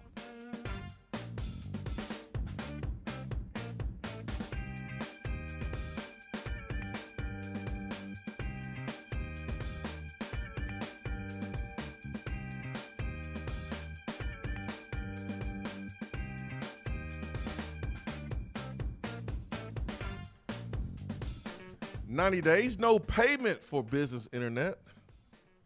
Business owners, you can experience that with Iris Networks. Their website, irisnetworksusa.com. When you go to their website, you will see that they specialize in business internet, fiber internet, and voice. High quality, local, serving the great state of Tennessee. It is a Tennessee business that is connecting Tennessee businesses as Iris Networks. irisnetworksusa.com. All right, Ben, where are you going for today's Attaboy? Going to Memphis for today's Attaboy. And Memphis. I hate to be somber before giving out an Attaboy, but do want to send thoughts and prayers to West Tennessee, to Memphis, and specifically the Collierville community after the shooting at the local grocery store yesterday. I know a lot of pain in that community this morning after yesterday's incident. So just want to send our thoughts and prayers and good vibes, happy vibes that way. And want to give Memphis an attaboy because they put Yves Pons on a two-way contract. Yves Pons gets today's attaboy because he has moved from an Exhibit 10 contract to a two-way contract. And a two-way contract in the NBA allows Yves Pons to go up and down from the Grizzlies to their minor league team, their G League team, the Memphis Hustle, pretty much whenever. The Grizzlies can call him up for a Friday night game against LeBron and then have him playing down in South Haven, over in South Haven. I think the Memphis Hustle play in South Haven.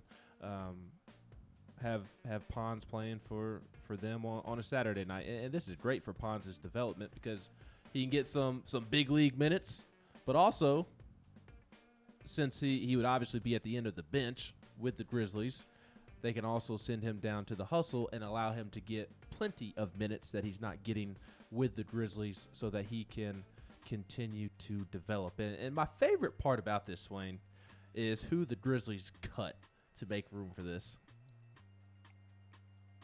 Harrison? No, Andrew Harrison's been gone. Talk about Bummy McBumface. That's the bummiest McBumfaces of all the bummiest McBumfaces. They cut Carson Edwards, the former Purdue he's a superstar. Good, he's a good dude though, man. He killed Tennessee's hopes and dreams. What do you mean he's a good dude? I don't care. It wasn't his fault. What's the referee's fault for calling that terrible? I don't care if he's terrible foul. I don't care if he's the basketball Jesus. He killed Tennessee. I mean, he didn't really kill Tennessee. It was Klein that killed Tennessee. Who's selling insurance somewhere right now. So Yves Pons gets today's attaboy. You gonna give your Chicago White Sox an attaboy before we get to Volstorm? Hold on. Oh yeah, get that cap that you thought you lost a couple months ago and was afraid to buy a new one because you knew the moment that you bought a new one, that one was gonna show up. And oh, by the way, it's what your wife got you for your birthday. Yeah, grab that hat. Oh, look at the swag. Oh, so much swag. Oh. Man, you look like the White Sox version of 50 Cent. Oh. I'll take you to the candy shop. Oh, boy. I don't need to sing any more lyrics. Please stop singing right now. You sound more like... I'll take you to the candy shop. You sound more like Penny than you do 50 Cent. Hey, man. Watch your mouth. Chicago White Sox, baby. I tried telling you. AL Central champions. We ain't done yet, though, man. We ain't done yet. This is like the Tax Slayer Bowl for us, man. We not celebrating too much. The playoffs are going to be a ton of fun. I know it's baseball, but the Rays and White Sox appear to be headed towards a collision to get to the World Series, and if it does work out that way, the White Sox versus the Rays will be so much fun to watch. Will you watch your White Sox in the postseason, or maybe wait and see if they make the World Series? No, I watch them in postseason. Postseason games are fun, man. Yeah, postseason games are fun. Good news. Good news. I like good news. Oh, I love good news too. So last night in the Alcoa West game, very scary moment there. Alcoa player went in for a routine tackle and was laying there on the football field for a long time. The ambulance had to come out. The stretcher had to come out, and they put him in the ambulance and took him to the hospital. And that was Jordan Cox there from Alcoa, a really good player, and his father tweeted out that thanks for all the prayers, guys. Jordan's CT scan was normal. So great news for the Cox family and the Alcoa Tornadoes family. And as I was watching, once they loaded him on the stretcher, you can see obviously Mom went out there, and after they loaded him in the stretcher, she was over there like hyping up the defense. like, let's go, lad, let's go. And so that just whole scene was what makes high school sports special. Alcoa got the win in double overtime on the last play of the game. It was 4th down, needed to score to win, and they do it on a rollout throwback pass to the other side of the field to a running back. Man, it was an electric scene. And Wes had the light show going on, which every school in Knox County has. Not every school, but Wes certainly has it. Which school doesn't? I know there's only a few schools that have it. I don't think all the schools have it. I was told that Knox County bought the light show for everybody. Really? Mm-hmm. At least that's what I was told at the beginning of the season. Well, we'll see, man. As I've the seen season it goes everywhere along. I've been. Carnes had it. Powell has it. If it's Knox County, then you may be right, because Maryville does not have it, but Maryville's not Knox County, so you may be right there. But it was a good game, and just attaboy to Caleb Cox for Jordan Cox, for being okay and coming back with a normal CT scan. All right, let me take a look at the text box. But first, let's get to the phones. Double dipping Volstorm. Double dipping Storm. Good morning. Really? You couldn't have saved the ambulance story till after my phone call? What a horrible lead-in. It was a great ending. He's okay. Fitting, if you ask me. He's okay. Hey, why don't you go back to the school and wait in line to pick up your kid? I feel like I need to if I'm going to be first. Yeah, we'll get Stokes back in here. I feel like I need to go right now to be first. I was, a couple days ago, I got there at 1:55.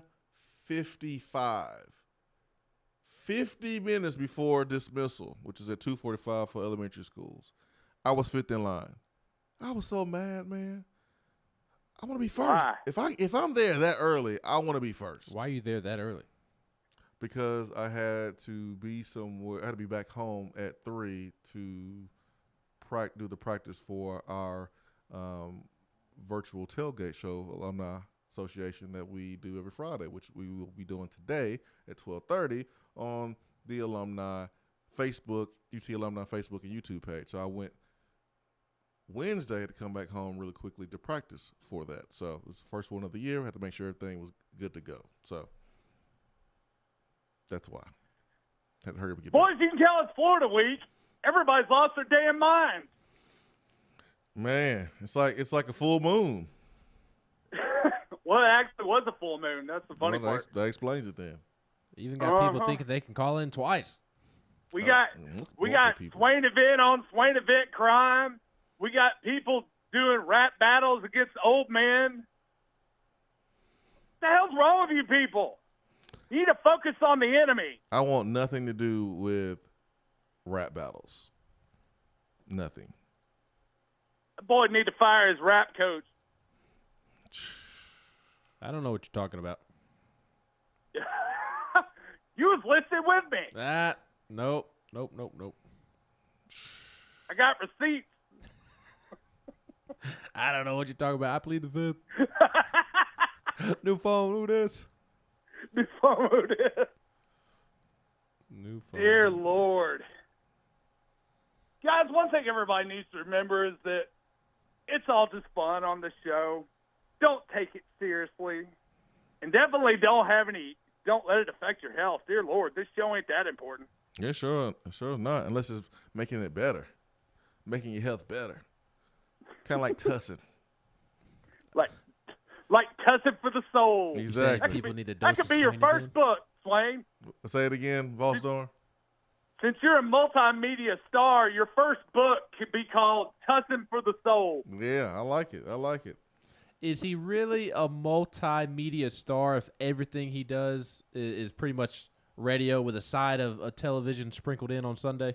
Hey, man. Well, he's got radio. He's got television. I mean, he has more guest appearances than Chris Lowe these days. Hey, that is not true. Wait till this new SEC documentary comes out that Kenny Chesney is producing about the voices of the SEC. Chris Lowe is going to make several appearances.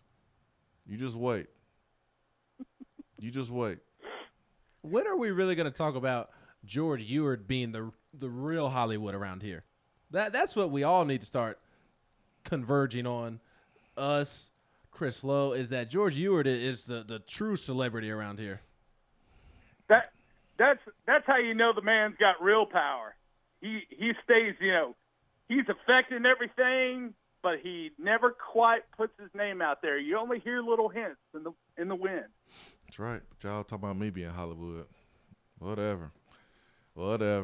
I'm just trying to work hard. That's all, man. That's all I'm trying to do. I'm just trying to work hard. That's it. We're proud of you for not being Swain, lazy. I'm going to get your take on this. I asked, Harrison Bailey Stokes and Brian Maurer McKee about this. Are we a little worried about Milton overthrowing the ball with Florida's DB? I'm worried about him throwing the ball against any DBs until he stops doing it. Well, but, now, we're not facing Pittsburgh. We're not facing Tennessee Tech. We're not facing I don't even remember who the first opponent was now. Bowling Green. How dare you disrespect Bowling Green, them? that's right. Who But have won a game this year. Now we're facing Florida, who has good DBs. No, they don't. They'll be They're better. not your typical Florida DBs, like I illustrated earlier. Yeah, but we're Tennessee. They'll be better than what we faced so far this year, probably. Yeah, but that's not saying much. Well, Missouri's DBs would be better than what we faced this year. How have we played against those DBs this year? Yeah, but we're talking about overthrows, not the receivers not getting open. Mm-hmm. Set your hate to the side real quick. I ain't got no hate, man. It's just truth. You haven't connected on them, so it don't really matter. Go ahead, Volstorm. Continue, sir. Guys, like I said, everybody needs to come together as a fan base. Heifel, you're going to figure out a way to win because, basically we're trying to eat each other out here. Every fan base? You mean everybody inside this fan base? Oh, yes. Gotcha. And last thing before I go, free Triple OG. See you, man! When the Lions win, he can free himself. But he will not be free until the Lions act like a real NFL team and win a game. Just win a game. It ain't that hard. Just win a game. Answer Volstorm's question about the overthrows? What was it? What was the question again? Are you more concerned about the overthrows since it's against Florida's defensive backs? Yeah, I'm more concerned about overthrows more against Florida because a missed opportunity against Florida, it can get you beat. The margin of error is smaller. So, in terms of terms of them picking the pass off, something like that. Yeah, if it's overthrown and neither DB or receiver can catch it, it's just an incomplete pass. That's how I But feel. if it's overthrown where we're running a post route or deep route and the DB is on top of the receiver, we have failed to get behind the DB. And if it's an overthrow, then it concerns me because the DB can go pick it off like a punt, so to speak. But Milton's bad overthrows have been so far out of reach that neither the receiver or the DB can get it. And sometimes that's okay. But you can't miss opportunities against a team like Florida and expect to win. You're only going to have so many chances to capitalize, to hit those deep shots. Remember all the things that have to happen for a deep shot to be completed. You got to have protection up front with all 5, 6, 7 guys. You would like to be able to send multiple receivers out, but the more you send out, the less protection you have. If you don't send out enough, then you can have multiple DBs key in on the receiver. So you ideally want one-on-one on the outside, and to do that, you need the right number of wide receivers. And so you kind of have to have a perfect storm if you want to take deep shots. And then your running backs have to be able to block, and then you got to have your quarterback making a good throw, and you got to have your receiver winning at the line of scrimmage, winning throughout the route, running through the catch. So there's a lot of things that have to happen to connect on deep passes, which is why it's a small, success rate. And other routes and other throws yield you better results most of the time. So when you have those opportunities, you got to hit them. So to answer Volstorm's question again, yeah, I mean, it worries me more just because an incomplete pass against Florida hurts you more than an incomplete pass against Bowling Green. You can still go back and run another play, pick up a first down, and still win the game by 32 points. Nelson, you're tripping on the text box. I'm going to let you know that. P. Riley Vet, yes, I would take a Vols win this weekend if it meant the Yankees got swept, and don't even think twice about it. I think Tennessee's going to have some chance to make plays down the field in terms of at least having the opportunity to connect on the deep ball. Will they connect on the deep ball? I don't know. That's a different conversation. I think Hendon Hooker's capable of pushing the ball down the field. He is. He's not going to do it with the type of arm strength of a Joe Milton, but that's not necessarily a bad thing if Joe can't learn to throw with anticipation or learn how to adjust to the throw that he needs to make in a particular situation. I mean, he puts zero touch on his ball. I mean, it's a line drive every single time, and that's not great. And I think Hendon Hooker can be more of a passer than a thrower in those situations. And I think there's going to be an opportunity for Tennessee there to hit on some big plays. Will they? I don't know. It'll come down to whether the O-line can be solid, and if the receivers can handle their business, if the quarterbacks can handle their business. But as I illustrated early on, Swain, when you were dropping the kiddos off at school, Florida's DBs are not what they used to be and what they typically are. Not saying that they're bad, but it's the biggest question mark outside of Emory Jones on that football team. They have Kyer Elam on one side, who is a stud. He is legitimately good, but his status for tomorrow night's game is in serious question. He may not even play, and he's really the only DB that Florida trusts back there. So you have Kyer Elam on one side typically, and then you're relying on a redshirt freshman in Avery Helm or true freshman Jason Marshall on the other side, and those two have been very inconsistent. Now all of a sudden, if Kyer Elam can't go, you've got a redshirt freshman on one side, a true freshman on the other, and both of those guys have been severely inconsistent through the first 3 games of the season. And we'll see where Velus Jones is at going into the weekend, but he's a vet and theoretically should be able to get open against a redshirt freshman or a freshman, be able to handle his business. Javonte Payton is an older guy. Cedric Tillman, an older guy. There are some experienced receivers on this roster, whereas Florida is going to be lacking experience on the perimeter potentially if Kyer Elam cannot play. Even with Kyer Elam, they're going to be relying on one of those youngsters to be on the other side. So there's an opportunity there to make plays. Whether Tennessee does it or not is a different question. Young DBs tend to have problems with adjusting to underthrown balls.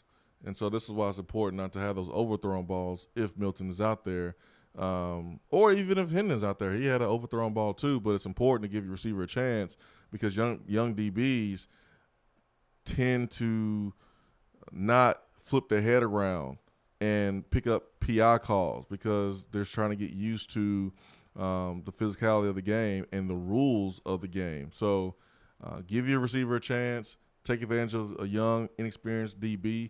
One thing that Florida's going to have at the DB position, they're going to have guys that can run, so expect that. But you can take advantage of their inexperience by keeping the ball in play.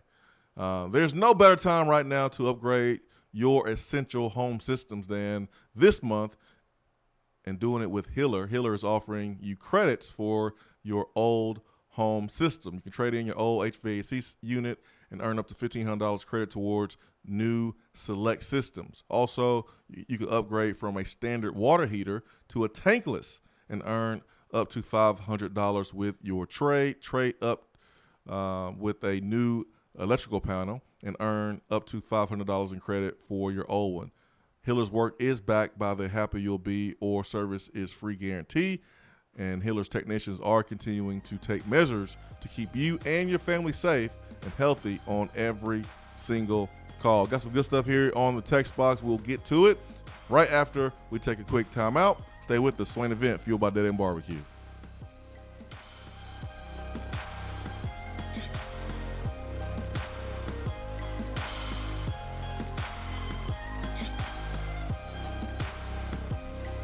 Hour 3 of the Swain Event is brought to you by the Low T Center and lowtcenter.com.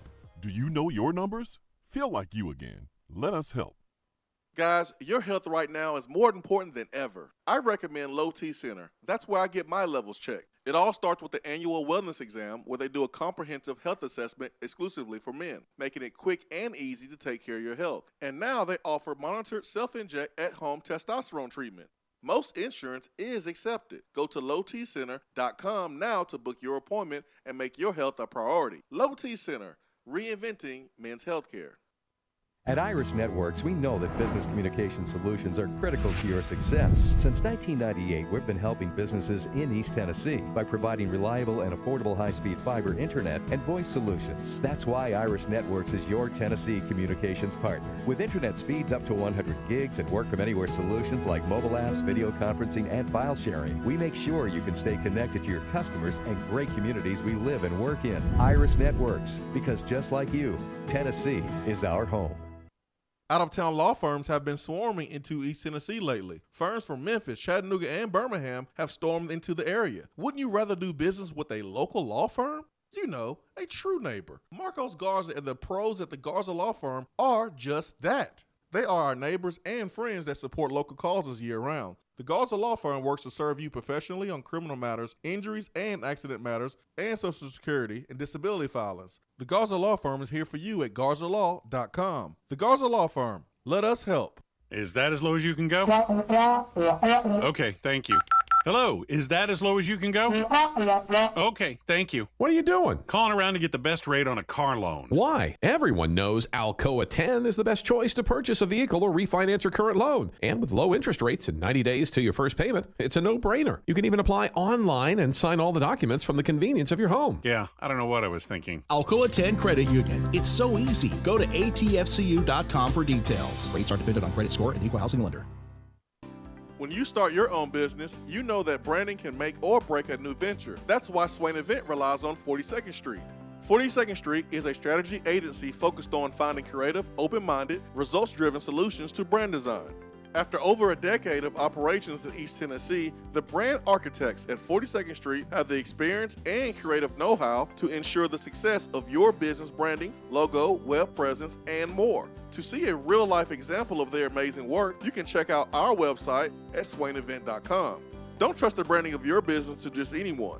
Check out my friends at 42nd Street online at 42st.com or give them a call at 865-382-7007. 42nd Street, brand, strategy, design. Top 100 barbecue restaurant Dead End Barbecue is a no-brainer when you are craving the smoky flavor of quality Q. Dead End makes it easy to enjoy their fantastic menu with online ordering from Chow Now for pickup. Or if you don't feel like leaving the house, then have Dead End Barbecue delivered right to your door by Loco Knoxville or Bite Squad. Cheer on your favorite team with the best barbecue around. Check them out online at deadendbbq.com. Dead End Barbecue. The search is over. If you want to get in on the conversation, call the Iris Networks hotline at 865-200-5503. Grow your business with Iris Networks high-speed fiber internet. irisnetworksusa.com.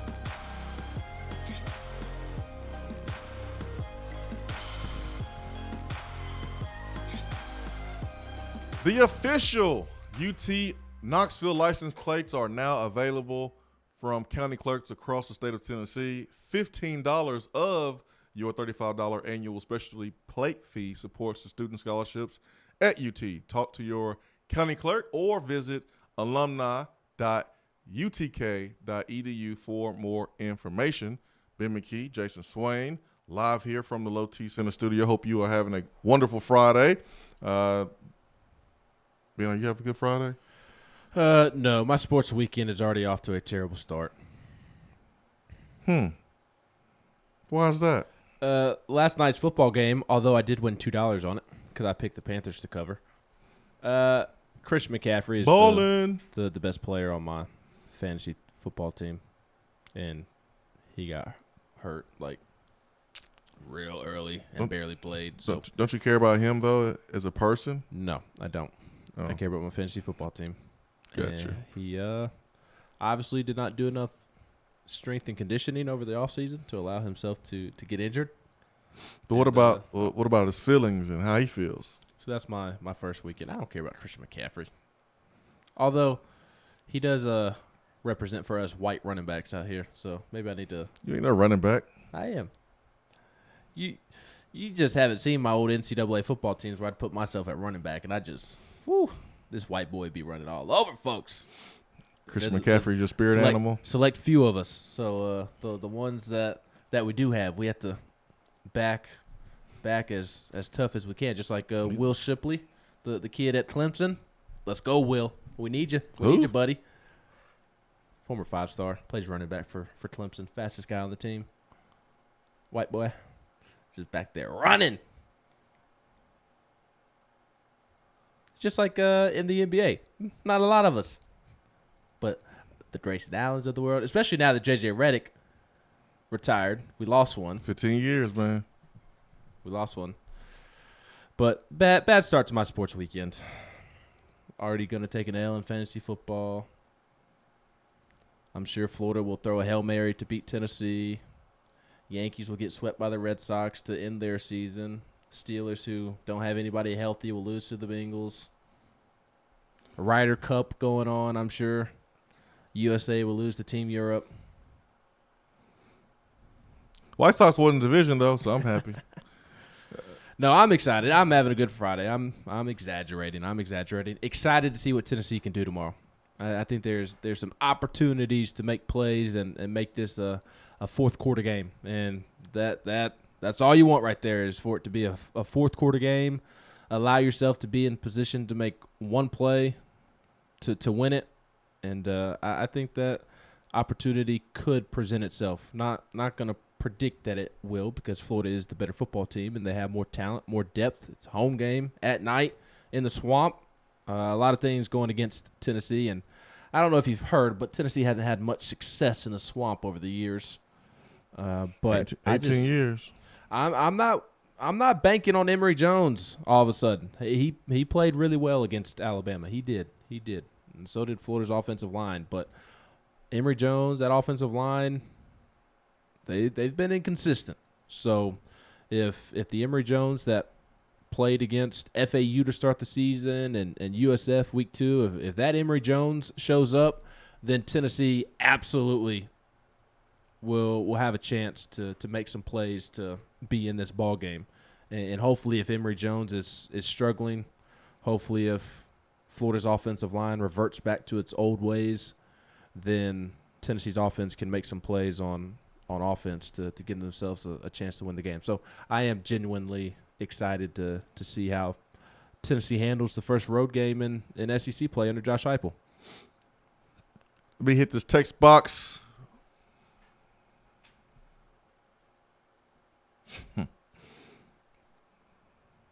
Falls deep. You don't have any sense. Brandon Luckett says, Swain, free triple O. We all know the Lions ain't winning a game this year, and we need to hear him. And at least he made us not fall asleep during Dave Toner's phone call. Yeah, but triple O know he can't be going that far. Brandon B says, are y'all not concerned about Hooker not pushing the ball downfield? It will be tough to throw the screens and RPO slants versus Florida. On top of that, our run game isn't the best, so I'm sure the box will be stacked. No, I'm not concerned that Hooker is not pushing the ball down the field. I think he can, and he's going to have to. Those deep passes don't have to be 50 yards down the football field. I mean, he can make 30 to 40 yard, throws on the outside. He just has to do a good job of controlling the safety with his eyes when it's cover one. I think throwing versus man-to-man coverage should be better for Hooker than throwing against zone. And I hope that we're throwing against man, because if we're not, that means that Florida's going, all right, we're going to play cover 2 and stop the run with 7 guys in the box. And that would be Tennessee's nightmare. But I don't think Florida's going to do that, because that's not their mentality. They're going to get up in your face. They're going to play man-to-man on the outside. But being you mentioned young DBs and experienced guys playing, inexperienced guys playing because of injury, maybe they, I mean by they, Todd Grantham, maybe he plays some more zone to protect those young DBs. So we'll see what happens early in the first 5 minutes, first 2 possessions of Tennessee offense, and I expect Tennessee's offense staff to make that adjustment. I think something that we missed here this week, and it's totally my fault because I thought about it, but we get carried away sometime on the show, get distracted. How important the first down is on a drive. It is vital in this football game. And it can't be predictable. It can't be all right, it's first down, let's just run it.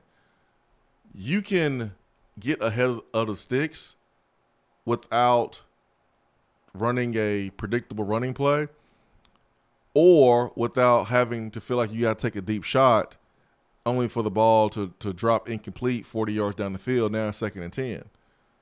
Well, on first down, how about some easy spots type of throws? When I mean by spots type of throws, I mean 5-yard hitches, and it can be from the tight end position, it could be the wide receiver position in a bunch formation, but short throws on first down, easy calls on first down that might not get you a first down on first down, but it at least gives you a chance to have it 2nd and 4, 2nd and 3, it feels 2nd like and 5. A lot of those short throws will be some sort of wide receiver screen in this offense. What will the receivers need to be doing well to execute those plays? Because it's going to be as important that the guys not catching the ball on the perimeter are doing what they need to do within their blocks to open up a lane for the guy catching the ball. Well, I lumped that being into a predictable running play, just a predictable dive, because we have thrown that quick screen out to the receiver so many times. Like, I'm expecting that on first down if I'm not expecting to run. And I think Florida's going to be ready for that as well. So, okay, now it's 2nd and 7 or 2nd and 8. I mean, you can come back to that, but I think you got to do some different things on first down that we have not seen on film, and we have not seen some spots. We haven't seen some slants. Do you think we will? I don't know, man. I don't either. I don't know. I think we need to see it. I don't know if we will see it because I'm not at practice during the game week, and if I was at practice, I wouldn't say anything anyways, and I would still pretend like I didn't see anything. But I don't know what we're going to see. All I know is that for this offense to really operate with the tempo that it wants to operate with, you got to pick up that first down. Because if you don't, all you're doing is going 3 and out with 1 minute of possession. And now the defense has to go back out there. That's why that against the rushing attack that is going to bully them. Yeah, so the tempo may give Florida some trouble, but the tempo doesn't work unless you get that first down. Right. And so the first play of that drive is so crucial. It doesn't have to be a deep shot. Now, if he's coming off a turnover, usually that's when you see offenses take that deep shot, go trick play, take a shot coming off a turnover. That's universal. That's in the the playbook for dummies book. But just be careful trying to go for the goal on first down, because then you put yourself in 2nd down and long. That's trouble. I honestly think that kind of depends on who's at quarterback. Honestly, I think Joe Milton is more likely to go for the gold, as you just put it, than a Hendon Hooker. Well, it's the 4th game of the season, man. I mean, the things that you did in the first 3 games, you can't continue to do. I mean, you got to change it up. You can't be predictable, and you can't be predictable by play calling and what type of plays you're running with a certain quarterback. So you can't bring in Hendon Hooker and be like, all right, we're going to do exactly what we did with Hendon in the first 3 games. Mm-hmm. Well, Florida's not going to play those deep passes. Safeties are not going to play as deep. You got to get them deep. You got to do the same things. They obviously do different things because they're different physically, but I think you have to do the same things with either one of those quarterbacks because the defenses are starting to get a beat. They got 3 games of film on you. You don't want to be like, oh, here comes this wide receiver. It's a run. Up, here comes this quarterback. They're not running here, or they're not throwing it here. You got to keep them honest. You got to be like, you have to, let them know, okay, it's not what we want to do, but we will do it because we know that you're vulnerable and you're not expecting it. Here's my thing with the whole, are we going to see something new from the offense this weekend? Yes, it's a possibility. But again, my thinking is, why would they do something against Florida that they did not do against Pittsburgh? Because Pittsburgh was a game that Tennessee needed to win. So I personally do not understand the purpose of holding back against Pittsburgh and saving it for Florida. Yes, there will be some things that just naturally you save for later in the season. You have to do that to a certain extent with particular plays and formations or whatever. You have to save some things for throughout the season just because you want to try to catch teams off guard. But I don't buy into that much. What, that they've been holding out? Yeah, I think people put way too much stock in that. Yeah, me too. Because why would you not? You need to win the Pittsburgh game. Yeah, so why would you hold back against Pittsburgh? Each game should be a Super Bowl. Unless you're playing a Tennessee team that Tech you can, or Bowling Green. Exactly. You can be vanilla in those games, but why would you be vanilla against Pittsburgh? You're not holding stuff back when you're in the damn fight of your life against Pittsburgh. You're trying to win a game. You're not worrying about Florida when you're playing Pittsburgh. You're trying to get out of there. So you're trying to get out of there alive. Mm-hmm. You should be 3-0 right now rather than 2-1. So I don't put a ton of stock in. Oh man, Hyper was holding all this stuff back. Nah, he wasn't. It was not against Pitt. It was the defense that he was playing. And when you watch the film on Pitt, there's plays that you have in your playbook that stand out more than others, and that you put in front more than others. And on 3rd down and medium, these plays look better versus Pitt than it would look better than against Florida. Why? Because Pitt is Pitt and Florida is Florida. They play different defenses. So you have plays that you've worked on maybe during fall camp when you're working on yourselves and not necessarily Bowling Green, but now you bring back out because, okay, Florida plays a lot of man-to-man. So remember all the rub routes and things like that we worked on in fall camp? Well, we didn't do it against Pitt because Pitt didn't play man-to-man across the board for 60 minutes. Florida does play man-to-man for 60 minutes across the board. Now we're going to roll out those crossing route plays, and now when it's ran, people go, oh man, Hypo ran those plays. He was saving them. He wasn't saving them. He just didn't run them because he didn't have to against that particular defense. It wasn't like he was saving them. Like, oh man, I got these fireworks, and I'm only saving them for the 4th of July, or I'm only saving them for this gender reveal party. They just work better versus a different opponent. Mm-hmm. You don't have to use them, and it's smart not to use them. You don't run a bunch of crossing routes and rub routes versus zone. It's pointless. So that's what it's more of. Like, not one time in my 4 years in Tennessee did Randy Sanders or David Cutcliffe go, all right, guys, it's time for a meeting. He walks in with a box. He's like, guess what I got in here? I got the magical secret plays that I've been holding back in this box.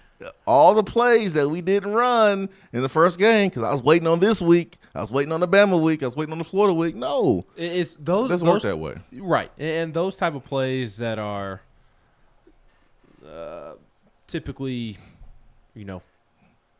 they wait until a particular moment to use a particular play are in certain situations, like goal line situations, 2-point conversions, 4th and 1 plays, gotta have it plays are typically the type of plays that Josh Heupel will reach deep into his bag of tricks to pull out. I think of Week 1 Bengals Vikings. I believe it was the Vikings that the Bengals beat Week 1. I was watching Football Night in America before wasn't that Rams Bears? Wasn't that the Sunday night game that week? Man, they just got rid of Rodney Harrison, didn't they? Where'd he go? No, they didn't get rid of him. They put him on site with Jack Collinsworth. Okay. So he's at the stadium. Okay. He did an interview with Aaron Donald. I was looking for him. He's on site, and they put Drew Brees in studio. I was looking for him and put Rodney Harrison on site. But what's the pro football guy? Mike Florio. Yes, he said that he spoke with Joe Burrow about a 4th and 1 play that the Bengals converted when they had to have it. I think it was in overtime to set up the field goal. And Joe Burrow told Mike Florio that particular play, they practiced it all last season but never ran it and worked on it all throughout training camp. And what's funny is like that particular play, it was an I formation, 4th and 1, play action pass, obviously, and he hit C.J. Uzomah. C.J. Uzomah, the former Auburn tight end, hit him on the left seam for the first down. It was like a 30-yard gain to set up the game-winning field goal. And Joe Burrow said that they've been practicing that play for like a year and a half and never ran it in a game, and that when they did run it in practice, it was never successful. And not only was it never successful, but he hit C.J. Uzomah for the big first down, and he was the third progression on that pass. There was a tight end released to each flat, I think, or maybe one came on a crosser, I don't know. But C.J. Uzomah was the third read on that play, and he happened to be the guy that caught it and made the first down. So these like new plays that you see whoever is calling plays pull out of their bag of tricks, it's typically in those type of situations when it's a 2-point conversion, when it's 4th and 1, when you got to have it plays, that's when Josh Heupel reaches into his bag of tricks. It's not going to be on 2nd and 5 of the second possession of the game. He's going to run his offense. So to your point about Randy Sanders not coming in with a bag of new plays, that just doesn't happen. Teams will be vanilla against like Bowling Green and Tennessee Tech. But against Pittsburgh, like Tennessee in year 1 has to win that football game. So why would Josh Heupel hold back in that game? Yeah, it just doesn't work that way. You game plan based on tendencies, based on what the defense is giving you. It's not like you're like, all right, man, we're going to save this one for week 4. We're going to save this play for week 6. Well, the team determines what you run. So double moves, well, we're running it because we know that their corners are aggressive on jumping curls and jumping hitches. So it's not like we bring out new plays. It's just we're adjusting to a new opponent. All right, let's go to the phones. We got Jay. Jay, good morning. Swain, I just want to know, do you think the team and Josh Heupel pregame will be listening to the famed rap group Black Mob? Who? Oh, Swain doesn't know, Jay. Does he not know who Black Mob is? No, he doesn't know who Black Mob is. He obviously ain't. He ain't with the culture then, I guess. No. It might be a good thing. This is Andy's rap group from when he was in high school and a couple years out of high school. Interesting. What you think, Swain? I mean, you gonna give it a listen or what? No, I'm not interested. Black Mob. Like at all. Andy also has a rap coach. This is why when people would be sending me like little videos like, look at the freestyle. Delete. Do you have a rap coach? I don't want to see it because it's terrible. Yeah, I mean, well, Biggie, Tupac, they all had rap coaches then. Andy must have the same one. Yeah, Kendrick Lamar, Drake, they all got rap coaches, you know. Yeah, hey, Black. Swain, I wouldn't hold your breath on these slants, man. I don't think Josh Heupel runs a lot of slants, my friend. I don't think we're going to see a lot of that. Well, you may not, but you know, there's other routes and other things you can do in the passing game that don't require throwing the ball 82 yards down the football field that can get you ahead of the sticks. You know? I agree with you. On first amen. down. Mm-hmm. Well, what do you think, guys? If a miracle happens here and we start hitting some deep balls, is this a fourth quarter game? Are we still going to get blowed out? I mean, Is it if we, because right now we're not basically hitting on any, but if we start hitting on more deep balls consistently, can Tennessee even make this an interesting game? 1,000%. Not even a question. If Tennessee hits on the deep ball, it's going to be a fourth quarter game that Tennessee can win. You think so, man? I do believe so. I do believe so. I don't have a ton of faith in Emory Jones. He has one good college game, and it was last week. And look, it was a heck of a game to have your best game against freaking Alabama. But look, I'm not taking anything away from Florida's performance last week. They were awesome. They are a good team, but they have some deficiencies, and they have some guys who played the game of their life last week. Can they do it again? That's the question mark. And if Tennessee can hit some deep shots, I absolutely think it'll be a fourth quarter game. The question is, will Tennessee hit on some deep shots? It's weird with Heupel because I know he wants to be aggressive. He wants to spread the field, but if you look, there's some videos online of like statistical breakdowns of where he actually goes with football in the passing game, and he leaves a big chunk of the field. Just really, he doesn't use it that much. A lot of his passes are to the sideline or straight down the field, and a lot of the stuff in the middle of the field, he just doesn't attack that area. And I don't understand why. I mean, if you want to get guys in space and let athletes make plays, I don't understand why he doesn't attack that area of the field more. I mean, that's something that, you'd have to ask him as far as his philosophy, but it's just, he won't answer to me, that publicly. Counterproductive. He wouldn't answer publicly. He didn't. No, he didn't like my why was Joe Milton flat-footed question after week one. He didn't hate it, but I mean, obviously he's not going to go into detail there. But you're spot on. Swain can talk about maybe why Josh Heupel doesn't, and what are the disadvantages of not doing it. But there's only one intermediate pass that I charted from the Tennessee Tech game, and going back to Pittsburgh, there are like 5 intermediate passes, and intermediate passes are that 10 to 20 yards down the field range. Everything is 20 yards plus or at the line of scrimmage on some receiver screens or some short little 0 to 5 yard routes. If we don't see it this game, and it's a theme, because I mean after 4 games, I think we can say it's a theme. Then I think he just believes they can't do it.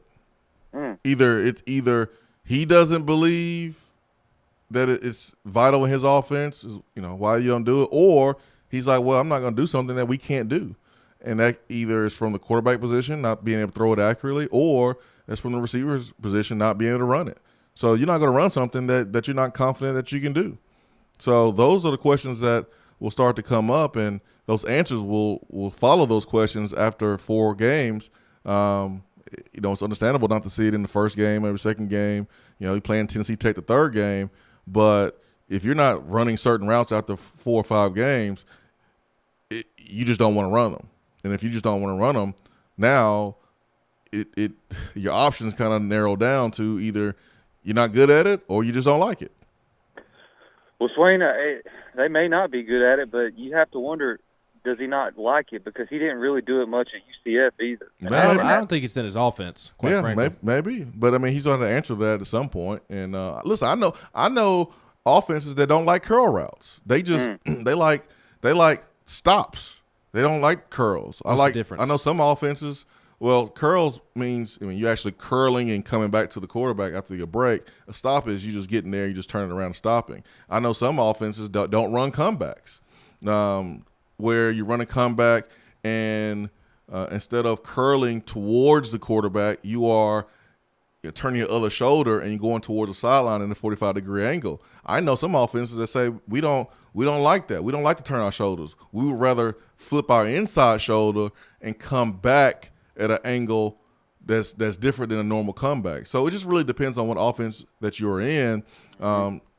People teach their routes differently. As long as it works, that's all that matters. So at some point, Josh Heupel is going to have to answer that question, if he's not running certain routes. And I know that he's been really vanilla on some of his answers, pretty much all of his answers. But he's going to be asked those questions if the media is doing their job, if they're not seeing certain routes being ran in the game of football that normally are when you turn on the TV and you see these routes being ran all over pro and college level. I'll ask him on Monday after we watch another game of handing the ball off, hooker running, deep shot, or receiver screen. Yeah, man. And it's not a situation where it's like, I will. Well, it's not like you saying, "Oh, I got you. I'm about to ask you this tough question." I think some coaches get defensive sometimes. They think the media is trying to like get you, and sometimes they are. I think you can tell when a media member is trying to get you, but I think it's good for understanding and education. Mm-hmm. So fans can, know what they're seeing, know what they're looking for. That's one thing I appreciate about Pruitt.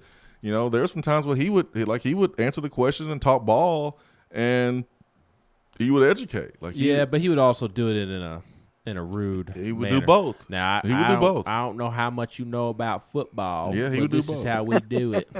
He would do both. He would do it with a little slap in the face attached to it. Yeah, he would do both. He would do both. And you ain't getting any of it right now, but he would do both. He would talk down to you, but he would also sometimes, talk X's and O's, and you will learn something. Well, Swain, nobody cares if you're winning, but if you're losing and they see, well, hey, why don't we ever use the middle of the field ever? People are going to want to know. It's not so much like get you. Hey, why do you think this way, Coach? Like, yeah.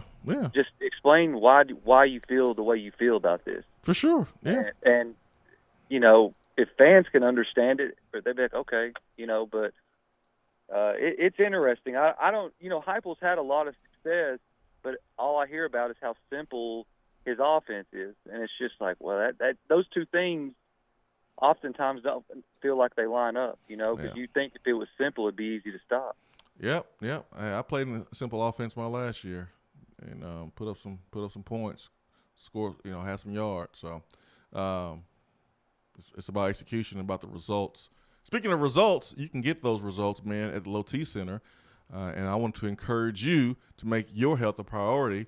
It's easier than you think at the Low T Center. It all starts with that comprehensive health assessment, so that way you know all of the numbers that are important to your health. So if you are feeling tired, grumpy, lack of motivation and drive, you've noticed a weight gain or a loss in muscle mass, these could all be signs of low testosterone levels, low thyroid, or even sleep apnea. Low T Center will help determine the cause of your symptoms and will help to get you back to feeling your best. But again, guys, it starts with the quick and easy health assessment. It is covered by most health insurance. And now, Low T Center is offering the monitored self-inject at-home testosterone treatments, so you can do those in the comfort of your own home with the guidance from the Low T Center professionals. Really, really simple, really, really easy. Go to lowtcenter.com for more information and to schedule your health assessment. Low T Center, reinventing men's healthcare. Monday, we'll be at Beatty Chevrolet. We'll be talking about a big orange dub. That's right. Hopefully. Blank them Gators. Hopefully. I'm going to drain that little sissy pond. Bunch of inbreds. Oh, my goodness, man. It is Friday. So join me if you are hanging around, hanging out at the top of the day today around 12:30. We will be rocking and rolling there. UT alumni. We have our countdown and kickoff for the Florida game, and I'll be chopping it up with Jabbar Davis. We have a pregame show lined up for you, and today we'll get a walkthrough on how to prep brisket from George Ewart, Dead End Barbecue. The real Hollywood. Yeah, so that will be on Countdown to Kickoff, UT alumni, their Facebook page, also their YouTube page. I'll be hosting that at 12:30. So it'll be live stream, and hope to see everyone there. For my man Ben McKee, I am Jason Swain. Ben, you got to hit the airport here a little bit, don't you? Tomorrow morning. Tomorrow morning. Flying out bright and early. My flight leaves at 7:01 a.m. Oh. So I'll be up bright and early. Bright and early, bringing the great folks coverage of Tennessee's Big Orange W down in the swamp. We're gonna wrestle them Gators. We're gonna shoot them. We're gonna have some gator meat for lunch.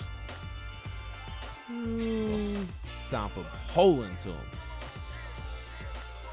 Oh my gosh, I hope so, man. I hope so. I wanted for these players. I told Matthew Butler on Tuesday after Tennessee Prime, man, I said, man, I just want y'all to experience what it's like to beating Florida, not only at home but beating them at their place, man. It's an experience like that you couldn't imagine, and you'll be able to cherish it forever and keep it with you forever. So I want these guys to experience that. I know they're working their butts off. I know they're putting in the grind and time, and I just wanted to pay off for them this weekend, man. It would be awesome for this program, for these players to experience that. So no one's picking them. I'm not picking them. Ben's not picking them. But we ain't in the huddle. We not in the locker room, so it don't matter what we think. It's about what those guys think and looking in each other's eyes and believing, going out there and achieving the goal and doing it. Shock the world. That's what we want them to do. 7 a.m. Monday, Beta Chevrolet. We'll be back to talk about it. Hope you have a great weekend, a safe weekend. Peace and love. We are out.